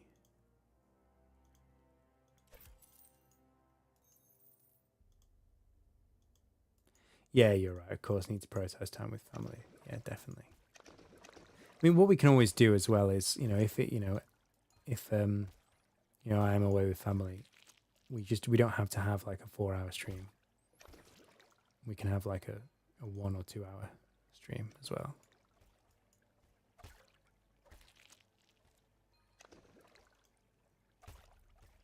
But yeah, thanks, Meow and Matt. Appreciate that. That's good advice, and I really appreciate your support.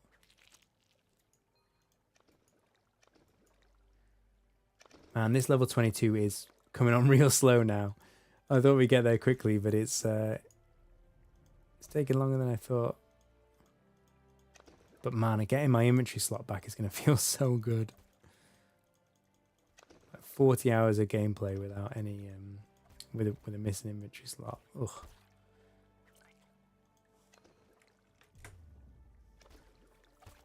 Oh, the bucket's respawned, so it's not that slow a respawn timer.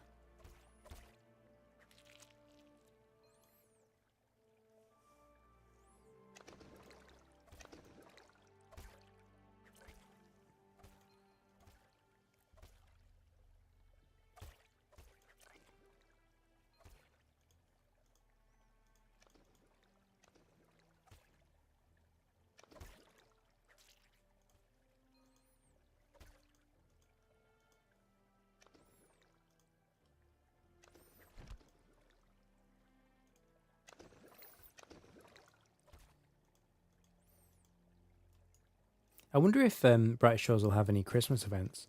I reckon they probably will, right? It might just be a cosmetic thing. I don't know. But I reckon they'll do something for Christmas.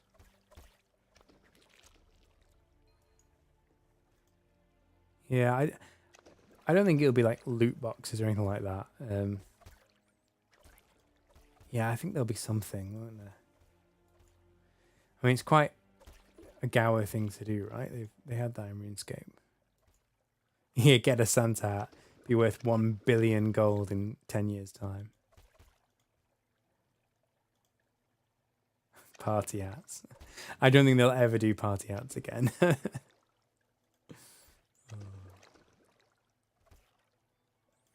I'm quite excited actually.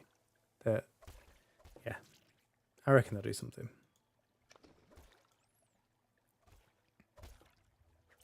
I think they respect people's time too much for it to be like, you know, a limited time. You know, you have to grind 100 Christmas points to get this. I don't think they'll do something like that. I think it'll be a literal, like, you know, the event's on for like 2 or 3 weeks and just log on once and get this thing or something like that. I don't think it's going to be like a grind-a-thon. There's enough to grind in the game already. And they already said they're very against fear of missing out. So they're not going to try and create a scenario, which a lot of MMOs do, where you feel like you have to play, you know, 12 hours a day to get all your Christmas wrapping paper to then get your limited edition cosmetic, whatever it might be. I don't think they're going to do something like that. Yeah, I think they'll do something, won't they? Some kind of decorations. I mean, it's tricky because I do kind of think that those things break my immersion a bit. I mean, in RuneScape, they normally put some kind of lore in to explain what the holiday is in Gielinor, but if you take the game very seriously, it feels a bit odd to have like a Christmas event or a Halloween event or whatever else. But I think people expect it, you know. I think they will do something.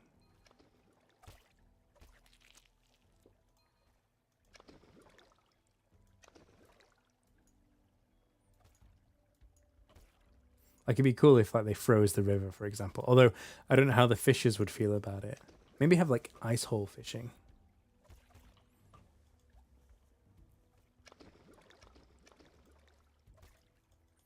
In fact, you could have, I mean, this is a bit out there, but you could have a second fishing skill in a later episode that was mechanically quite different. Like if you had ice hole fishing, like you might have to like bore the hole, and then obviously there isn't a fish moving around and you got to chase them around the river like this. You'd be like a hole, and then you could have like a mini game where you drop the hook in or something. I don't know. But ice hole fishing actually could be a legit profession.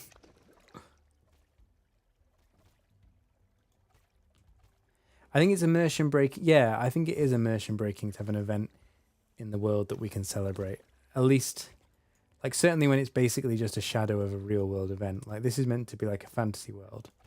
So to then have like a Christmas event feels weird. I get it, and I do enjoy it. Like, I enjoy it on RuneScape. But something in my brain kind of gets confused about it. Like, if you had like a Falador Massacre commemoration day in RuneScape, I'd be fine with that because that's like within the lore and it's fine. But when it's just like a pale link to like real world Christmas, then I'm like, kind of feels a little bit cheap. But no, I do get it. It's fine.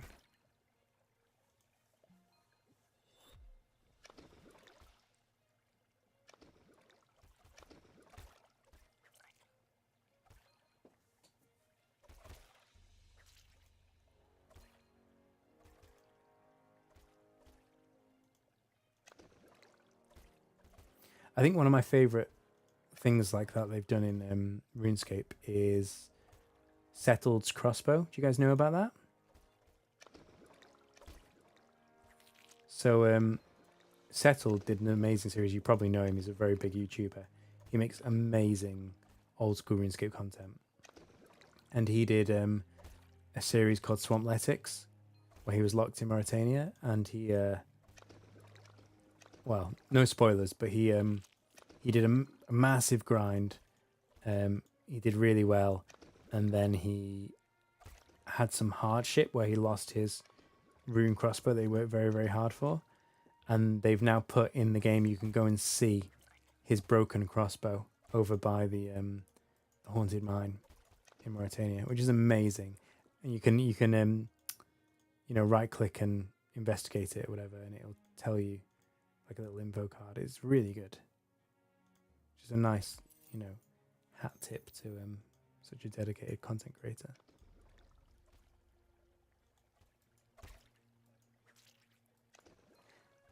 Yeah, celebrities that have their likeness in games, same thing.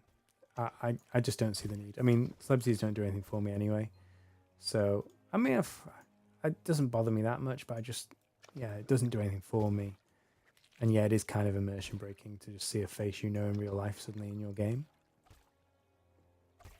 Yeah, you can be literally anything or anyone, and you play as a character that looks like you. Yeah, it's true.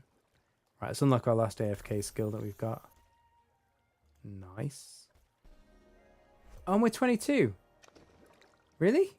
Oh, wow, we did it. Oh, wow, that came quicker than I thought. Hey, nice one, Bintopian. Good job. You finally killed that slime. What level Minefighter did you have to get to?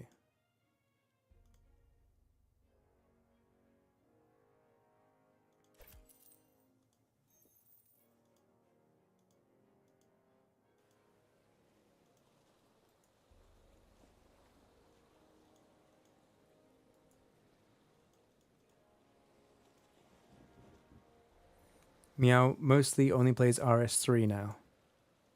Yeah, being able to examine everything in old school is cool. So I went the other way. I did RS3 and then went back to old school. I still play both. Well, I say I still play. I haven't played in a few weeks because of Bright Shores. Right, we're going to get a friend for this flounder. So I would go back and say... the reason why I didn't go to old school RuneScape for so long was because of the tool belt. I didn't like the idea of having to manually remember to carry all different tools in your inventory. That was really irritating. And now I've gotten used to it. It's not so bad, but I still would change that about old school RuneScape and bring in the RS3 tool belt.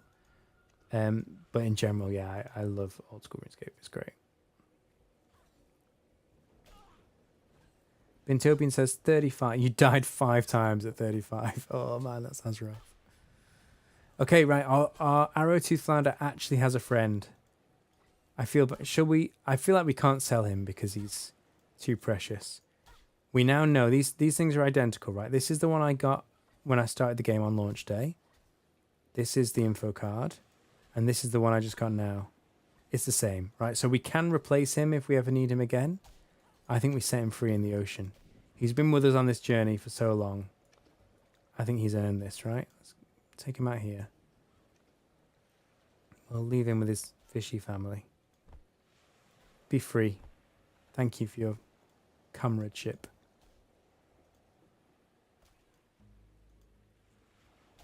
The last time you played RuneScape was when Santa hats were 500k. Yeah, well, they've re-released Santa hats now, so there's like newer ones, which are really cheap. So you got to be careful with Santa hats. Yeah, I played RuneScape 3. He needs a name. Bernard. His name will be Bernard. Bernard and Flander, they're the two I released into the ocean. I don't know if Flander's a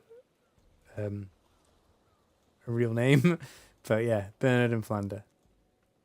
That's their names. And now they're free, and I've got my whole backpack free. Oh, it feels so good. Oh, the things I can do with this empty backpack. Oh, it's amazing. Right. I think that is probably a good time to leave this. You made it up. Okay, it still is fine. Bernard and Flander. But yeah, we've achieved our objectives. We've unlocked episode 5, which is amazing. We've done the most important quest in the game to unlock storage rifts. We've got to 22 fishing and set our fish free. So next week on the stream, we're going to get to 25 fishing. And we're also going to try and do some of these side quests. You guys let me know in the comments what you'd like to see. And yeah, I can cover pretty much anything on stream. So sounds good. Mezagoto says he hasn't played any RS3. I recommend it. It's very different to old school RuneScape. But yeah, they're both very good games in their own right. But at the moment, Brighter Shores is my number one recommendation, of course. All right, guys, I'm going to head. Thank you so much for watching. I really appreciate your support. I'm a really small channel, so it means a lot. More videos are coming. I released one earlier today, which was a combination of the different episode guides. People were asking for a longer form guide, so I produced that today. I've got more videos in the works, which I'm really excited for, and I'm going to stream at 1900 UTC every Sunday. So yeah, thank you so much for coming. Please like and subscribe if you liked it, and yeah, have a great rest of your day, guys. Look forward to speaking to you soon. Cheers. Bye.